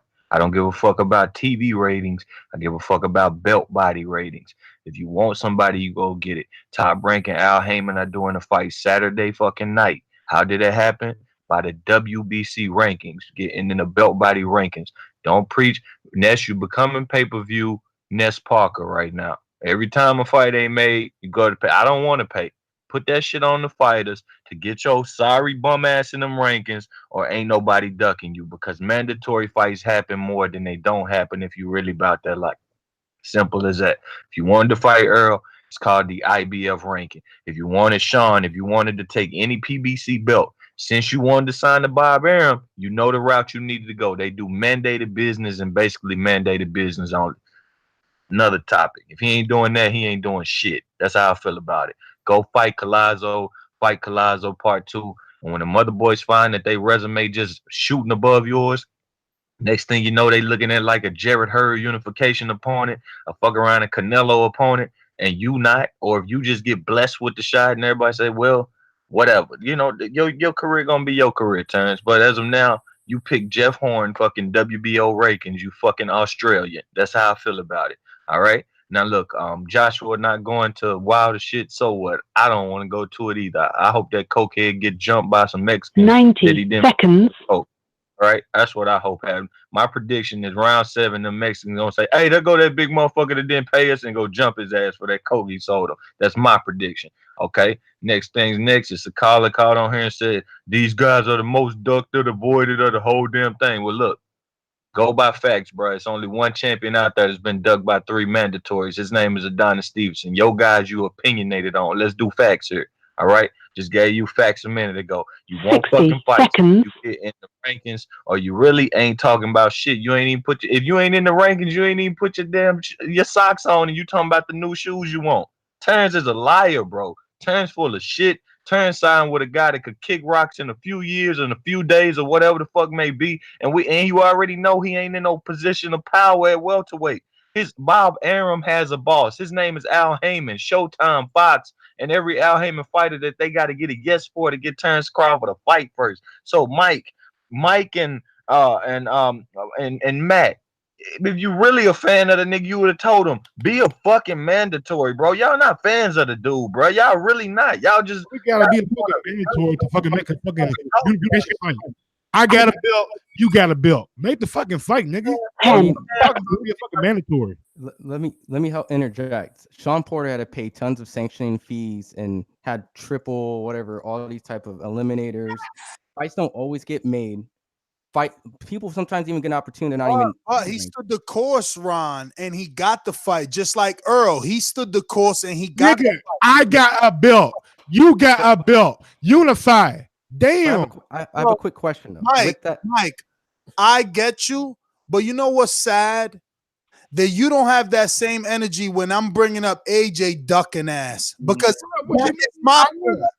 that is my point, nigga. He got a belt. You got all the other belts, but you motherfuckers want to talk about fucking tickets and who's prettier, him and Jamaica. Give a fuck, man. I thought they was about the belts, but you see, you pick and choose when it's about the belts. When Crawford, I got a belt. When it's AJ, no, man, because he sells 80,000, and you know, and this guy, come on, bruh.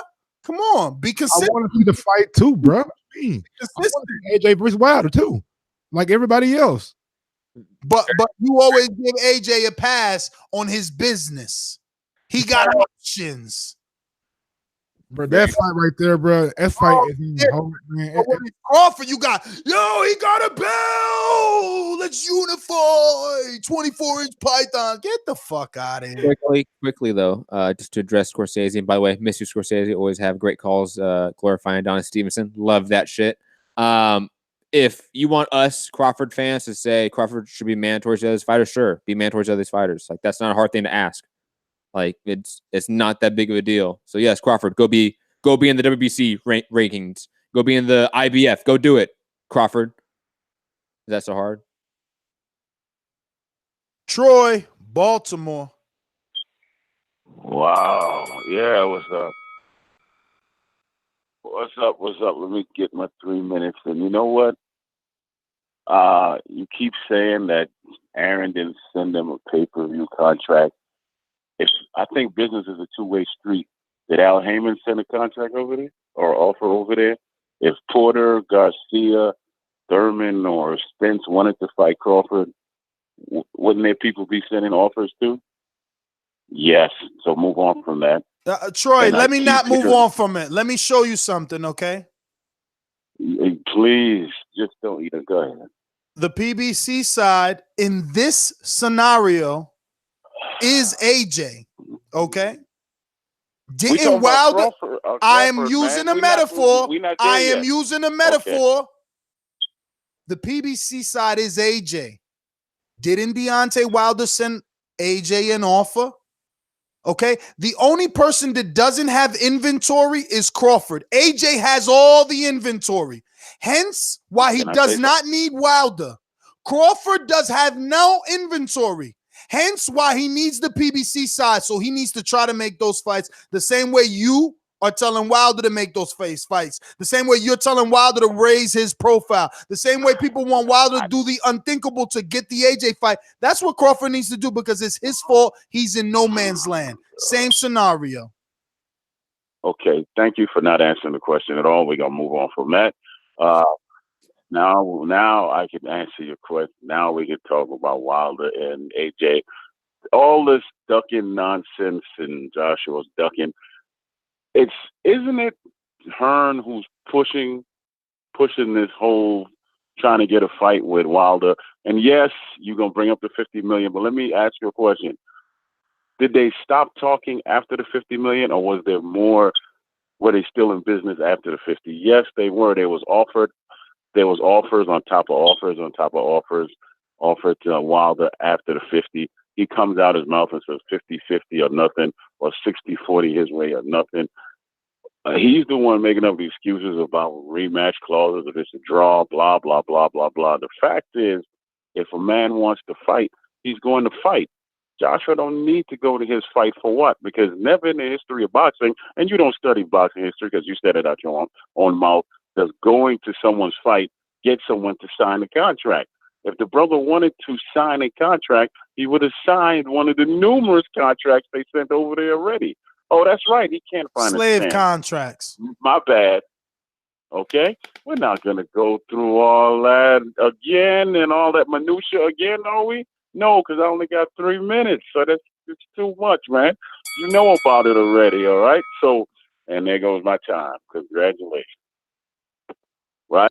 Troy, don't you worry. Your days and Joshua's are numbered. There's only so long fake thugs can pretend, man. There's only so long. Popping all this champagne, popping all this rosé, getting money like Jose, chain cold, Norway. Canadian Jose, what up? Yo, you know what, man? Holy shit, I have to upgrade back to Boomerang again, man. I just have to listen to an hour and a half of fun. Just fun fucking nonsense, man. You know what? I should have known the show would be like that when you said you were going to bring back the greatest co-host ever and you brought back Matt instead of MD, man. Disappointed. Oh, well, I have to put up with that second-rate bomb, I guess. It's okay. If you want to find some racist truth, you can go to Twitter. Oh, you guys got me so pissed off. I'm going to tell you guys some truth, man. You guys Yo, are you on speakerphone, bro? Hey, are you on speaker? You really sound bad. No, I'm not. No, I'm not bad. I'm sounding bad because I've been waiting for an hour and a half. That's why I'm bad. Listen, first of all, you guys are trying to talk about if what's his name? If fucking I even forgot his name, man. If Terrence Crawford's going to be more talkative, more this or that, that doesn't make a pay-per-view star, man. Look at Miguel Cotto. He didn't talk shit, and he still got pay-per-views, right? So from there, none of these guys are generational fighters, man. None of them are. The only guy that has a chance of being a pay-per-view star is Mikey Garcia, and that's only if he actually beats Spence, man. Because no one actually believes he can do it. If he does, then all these welterweight fights that he'd fight next will be amazing because we'll actually take him serious, and he'll have that great following behind him. But he's the only guy of the whole bunch that has a chance of doing it. None of these other guys can do it, man. None of them will. It doesn't matter how good you think Spence is or how good you think Crawford is, and as great as they are, they're not going to move the needle, man. None of them will. Thurman, all those guys, man, they've already gone and done it. They won't do it, man. It was the Floyd Mayweather era, and he didn't pass the baton off to anybody else. If Pacquiao beats Broner, he has a chance at fighting Mayweather, at being a pay-per-view star. That's it. That's it. Nothing else can happen. Even if Broner wins, none of them are going to be able to do it, guys. None of them at all. And whatever you guys think and say, it's not going to change anything. Same with Wilder, man. Wilder's going to have a nice fight. It's going to be great because we're going to be able to see this amazing fight in LA. Probably $100 tickets for great seats because he's not a show. He doesn't sell. He doesn't do it. And that's just the way boxing is, man. Americans don't support their own fighters. The only reason why these boxers are pay-per-view stars is because they have other countries that follow them. And Floyd, who was the exception. Floyd broke the mold. Man. Jose, he did it because people Pascal got his ass kicked yesterday. Pascal's not a real Canadian, man.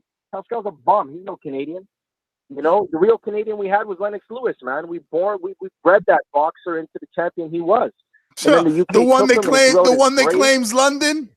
Hey, what was Miguel Cotto's first pay-per-view fight with? London, His first With, A-side Margarito. pay-per-view. His first A-side pay-per-view was Martinez.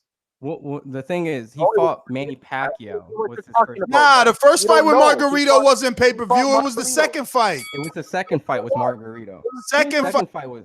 I don't know. Check it, Matt. Check it. I doubt No, it's a fact. Manny Pacquiao. Then he went Antonio Margarito 2. You're part Floyd of Mayweather. that anyway with all that fucking nonsense. What you say? He fought Manny Pacquiao first. And then after that, the Margarito 2, which had so much controversy, was the second pay-per-view he did. Then after that, he fought Floyd Mayweather. So at the time you fought Pacquiao and Mayweather, you kind of got built up, and you got a controversial kind of fight. Quickly. And you're Puerto Rican. To add some facts to it, his first pay-per-view was in 2006 against Paulie Malignaggi, and it did 60,000 pay-per-view buys. Yeah, shout out Crawford. and was promoted by Top Rank. His second one was Zab Judah, which did 225,000. Then it was Shane Mosley, which did 400,000. Then Margarito 1, which was pay-per-view. Buys. Then Pacquiao, which was 1.25 million. Then back to Mayorga, which was 250,000. Margarito 2, 600,000. Cotto was Mayweather was 1.5 million. Martinez was 350,000, and Alvarez was 900,000. That is the pay-per-view buy rate history. Hashtag Matt got the real stats this time. Matt stats. He read that off of something. Damn, Ron, you came in here acting like Hey, maybe Ron was acting all sure. I thought he had it pulled up. Like, go ahead. No, you go. You go. I'm like, yo, I'm so glad I beat Ron in something. You have no idea how happy I am right now. This is better than beating Ness in an argument, guys. I don't know. I'm trying to go off. Let me go down. We got Sko in Seattle. Ness, what's good? What up? What up? Shit, man. Over here listening, niggas arguing shit, man. Fucking saw that Bivol fight last night. This shit was cool. I want to see him and Badu Jack mix it up. He doesn't have a ton of power, but he also doesn't like to sit on his punches. He kind of stays light on his toes, so he throws that little quick one too, and just kind of likes to dart in and out. So I mean, we'll see. We'll see how he do at the top level. I think the Jack fight is the one. I think Jack should be closing in on pound for pound here pretty soon with another big win. I think a win over Bivol will put him in pound for pound. I like the Collazo fight. I know that ain't 3 minutes. Nah. I started it late, so you lucky. Okay. I'm finna say, but I like that Collazo fight, man. It shows like the PBC and the other side is willing to get together. Plus, it's a barometer fight. He fought Keith Thurman. He fought a couple other cats over there at the PBC side. So it's a barometer fight for QC. It's something that can trying to. It's true, man. It's a barometer fight. Yo, he's 37, B. Be that as it may, he still fought Keith Thurman, who fought blah, blah, blah, blah, blah. You know how barometer fights work, man. It's a triangle thing with a lot of these people. So that's where that's going to go. And then maybe in the future, I don't know about pay-per-view, and I don't know why anybody on PBC side would want to really make a pay-per-view with Terrence Crawford. Yo, why not? It's an opportunity at a belt plus pay-per-view. Who doesn't have a belt besides Danny Garcia, who just came off 2 losses, who ain't trying to take another? Exactly why I said he's the prime candidate. Prime candidate, man. You offering to do a pay-per-view later in the year? Huh? For later in the year, like later 2019, he's coming off an L. He got to win. He got to beat. Again, if you're Bob Arum and you're trying to do the best for Crawford, yes, you try to get that fight now. And at least you got those fucking failed negotiations in the media like, yo, we offered Danny a pay-per-view and he ain't take it. Quickly, just to add to this, the worst thing that could happen is them say no. So why not send the contract? Ness does have a good point about that. Bro, right? Listen, if I'm Bob, listen, Sko, I'm not thinking like a fucking fan. I'm thinking like Bob Arum trying to do good for Crawford, which I'm saying he is not. If Crawford was named Vasil, he would be sending the contract to those dudes trying to get him a fight. Look, he already got poor Pedraza. He already had poor Pedraza sign a contract before he even signed him. He like, yo, I'm gonna sign you, give you a title shot, but if you win, you gotta automatically fight fucking Lomachenko. Like, get the fuck out of here, bro. People need to wake up. But also, I think that after this Collazo fight, this could open some doors up for next year for Terrence Crawford to get on that and maybe even fight a Danny Garcia if Danny Garcia is up to it. But he doesn't seem like the type. No disrespect to Danny, but he don't be liking to get up for fights sometimes, man. Until you send that offer, you won't know. Until you send that offer, you won't know. Because Danny, last I checked, Danny fought everybody. His resume better than anybody's right now. Yeah, he fought everybody. He was fortunate in that respect because not a lot of people get to do that. But yeah, that's pretty much it. Also, I like the whole PBC lineup. I don't know what you guys said about the whole PBC lineup, but I like this fall spring lineup coming up. I think the whole thing's pretty solid. It's all right. Decent lineup. Could be better.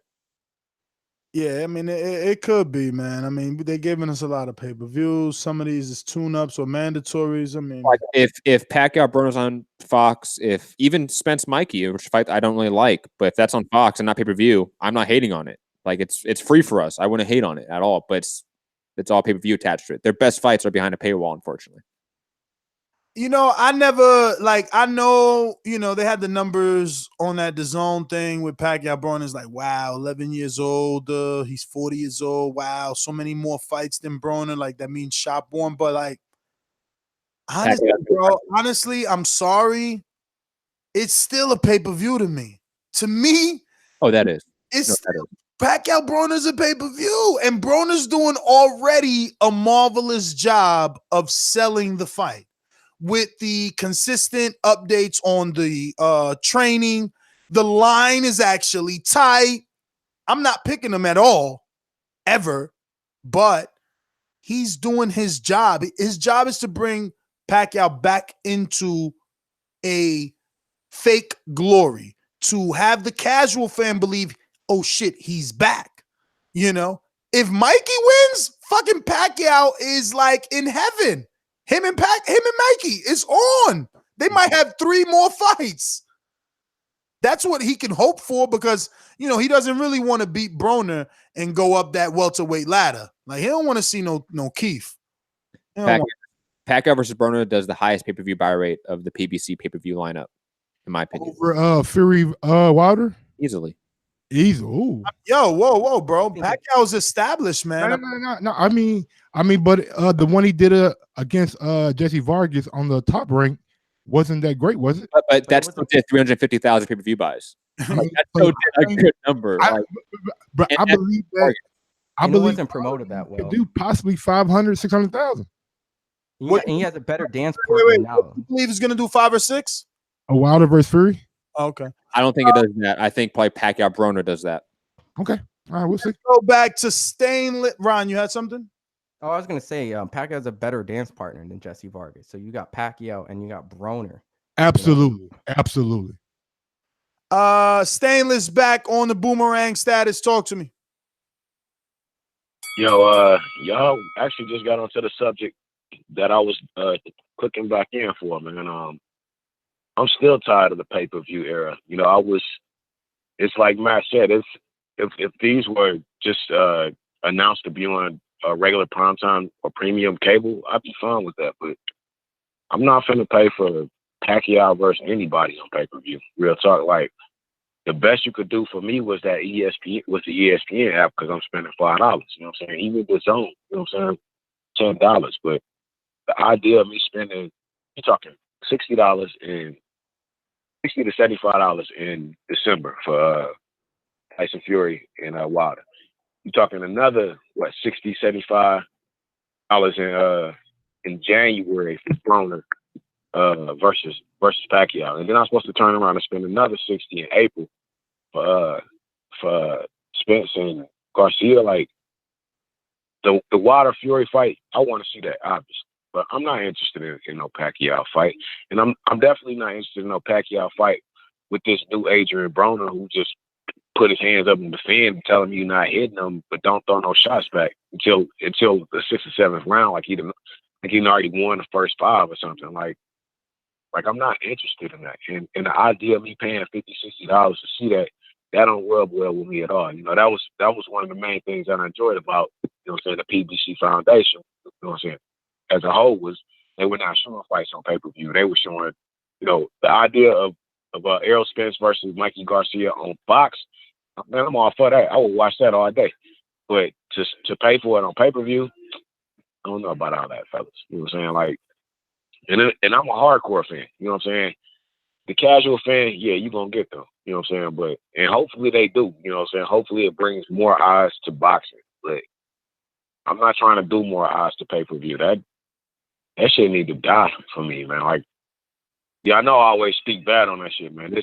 That's too much money out somebody's pocket for what might not be a good fight. You know what I'm saying? We might end up watching Broner do the same thing he did against Garcia, Vasquez, like everybody else. Try to fight in the last 7, in the 7th through the 11th, and just keep nodding like you ain't hitting him, man. I'm not even an Adrian Broner fan like that. You know what I'm saying? Like Errol is at least like, using his mouthpiece more, you know what I'm saying? And you know what I'm saying? Like I would destroy this dude in sparring and out, you know what I'm saying? Like I don't even like Adrian Broner as a boxer or as a person. Like that's when they ain't even really asking him about him. Like that's the shit I want to see, not somebody who talk a good talk outside the ring, but then get in the ring and can't perform. But as I always say, man, please make sure you push this. You push a thumbs up and share this in every episode of Boxing Voice Podcast and Death to Pay-Per-View. Peace. All right, Stainless, thanks for calling in. We got Joseph, Texas. Talk to me. Hey, what's up, Des? What up? Remember a while back I told you Terrence Crawford versus Saddam Ali? Well, they just found him an older version of him, Louis Collazo, man. More and more, I love the analogy you used a while back, about a month ago, that Terrence Crawford is just like Tim Bradley, because it's really true, man. Tim Bradley on Twitter a few weeks ago was talking about, I always wished I would have got the Mayweather fight, yet re-signed for Top Rank for another 2 years. Terrence Crawford got the same problem. He's not going to get no big fights. And Mike, man, I got an issue with you, bro. Yesterday you sat here and agreed with Steve Farhood when he said you can't believe promoters, what they say in the media. They always take that with a grain of salt. But you sat here on this show today talking about Bob Arum is pushing for he wants to fight in the media. Which is it, man? I don't believe Bob Arum. Bob Arum's a liar. I agree with him, or did I just say okay? I mean, you did agree. Everybody on the panel pretty much agreed yesterday. Okay. I can double check it. I don't think I necessarily. Double check it. I mean, check this out, bro. I don't really believe anything anybody says to be like honest with you. I'm like one of those guys you got to really show me to like prove it to me. But at the same time, this is a boxing show. So if a promoter says something that fits or helps my argument, I'm going to use it. Simple as that. And quickly, very quickly, let me add to this. That's what Eddie Hearn. Very quickly, let me add to this. He said, take it with a pinch of salt, right, or a grain of salt. That means that we take it, we talk about it, but doesn't mean we absolutely believe it. So we can talk about Bob Arum talking into the media about X, Y, and Z. Doesn't mean we necessarily believe it all, but we have to talk about it. It is still news. No, I respect it, but at the same time, you got everybody irrespective is in the media saying he wants to fight. So what's the difference? But that's the point of this show. Like I said, I don't see Terrence. And like Ness said before, is the Tim Bradley of this generation. He doesn't want those real fights. He's going to be a company man, and he's always going to have the what ifs, just like Tim Bradley, man. That's what I think, and that's my call, man. Y'all enjoy. Good call. Ness, why are you showing that awful? All right. Yo, you're so mean. Yo. What? Yo, why do you have that picture up? What picture? The Photoshop picture of Mikey that he's like half the size. What? No, that's real. That's real life right there. That's real life. I thought that was like actual size. Yo, I mean that's pay-per-view worthy. Hey, that's like when you said like a fun size. David and Goliath. Then you said like a king size Snicker. Got a king size and fun size. What's the one that comes as two little ones inside of a fun size? What do you mean, like Kit Kat bars? Nah, it's like two baby roofs in it. Oh man, yo, I'm telling you, that's gonna sell pay-per-views. That thumbnail, that face. That's gonna make people spend $75. Yes, David and Goliath. Man, you can believe that. I'm glad you believe that. You're a religious man. I cannot mess with your beliefs, so you go for it. Did it Photoshop Lennox Lewis's eyes too, though? No, He's the same height as Lennox, though. Yo, Earl is that big. Hey, Bo and Bama, talk to us. Yo, the two things I know best in this life are teeth and tongue. Sometimes teeth may bite tongue, but that does not mean that they are not together, like glove in hand. Maddie, glad to have you back, baby. Thank you. Glad to have you back, man. It's like a family reunion. I super chatted there earlier, man. It was. I was on my way home from work when I all of a sudden heard Matt's intro. I'm like, what the fuck? My man came on. Hey, that shit was good, man. I wouldn't mind seeing. I ain't gonna even go. I won't even go there. I was finna mention somebody from the past. I ain't gonna even go there though. I'm gonna let them stay where they at. But yeah, smoke. It's fight week, man. It's fight week. What's up, man? Y'all, I don't hear nobody really. It's all Nah, it this ain't debate fight about week Joshua. just yet. It ain't fight week. Don't start till Tuesday. Sunday. Nah, it don't start till Tuesday. Fighter arrival Tuesday. Media workout Wednesday. Final press conference Thursday. Weigh-in is Friday. Fight night is Saturday. I'm from Alabama, nigga. I'm from Alabama. It's fight week. It's been fight month. It's fight month in all November. Fuck, December 1st. I know that's when the fight is. It's been fight month all November. I'm from Alabama. We ready. We want a body. Real talk. We want a body. Tyson Fury on the plate. You know what I'm saying? And that's what's going on this weekend. Looking forward. Hope all y'all tuned in. Yes, sir. Do you think we will have a prediction on what round we're gonna get the knockout in? Oh man, if we only do that, man, we make some good ass money. Hey, but Ness, are we going to do a betting show? We got to. We got to. Absolutely right. I'm betting on that Do a shit. little betting show. Then we got Scorsese's, man, the pound for pound king. You know what I'm saying? According to Scorsese, who I do respect. You know what I'm saying? I do respect Scorsese. A lot of people don't, but Adonis Stevenson fighting this weekend as well, if I'm not mistaken. Does he fight this weekend coming up? Yeah, sometime. I think, and that's in Quebec, right? I'm not sure, man. I don't look into all that. I'm at the crib. It's on TV. Fuck you, man. It's on TV. I don't know what specific venue it's gonna be in. But yeah, I'm just glad to have my man back. I had to call in, show some thanks for him stepping up back to the plate again and coming on back like real brother should. Yes, sir. But I'm out. All right, brother. Well, thanks for calling in. Bo, Bama. Chilling. Let's see here. We got to everybody. Damn, Rafi was here and he's gone, man. Rafi, you not there, right? Rafi. He left, man. Damn, no Rafi tonight. I know, man. He kept It's going. about like 2 o'clock, ain't it? 2:30. Yeah, it's late, man. It's hard, man. People dropping like flies, man. But we got to the end of it. This is a late one, man. We got an extra half an hour, so you guys are gonna enjoy this for your works, your long runs, your walks, whatever it is you use the podcast for. Don't forget, this is a podcast first and foremost. So, head on over to iTunes, drop us that 5-star review. Don't forget, it is Christmas season. Head on over to ThaBoxingvoice.com/affiliate sponsors. Use our Amazon link. It costs you absolutely nothing. We get a little kickback, and that kickback's gonna, go for a lot of cups of coffee. The guys are about to meet up in LA. We're all gonna be there. Hopefully, we're gonna be getting some official live streams popping. And that kickback will be useful. If you notice, Stainless with his boomerang call, meaning that he called in more than one time, and Javier with his mastermind status, and Jose, wanting to get his boomerang status back. Those are perks on Patreon. So head on over to patreon.com/ThaBoxingVoice and check out the many tiers that we have. Figure out ways to cut the line if you don't want to wait that hour and a half.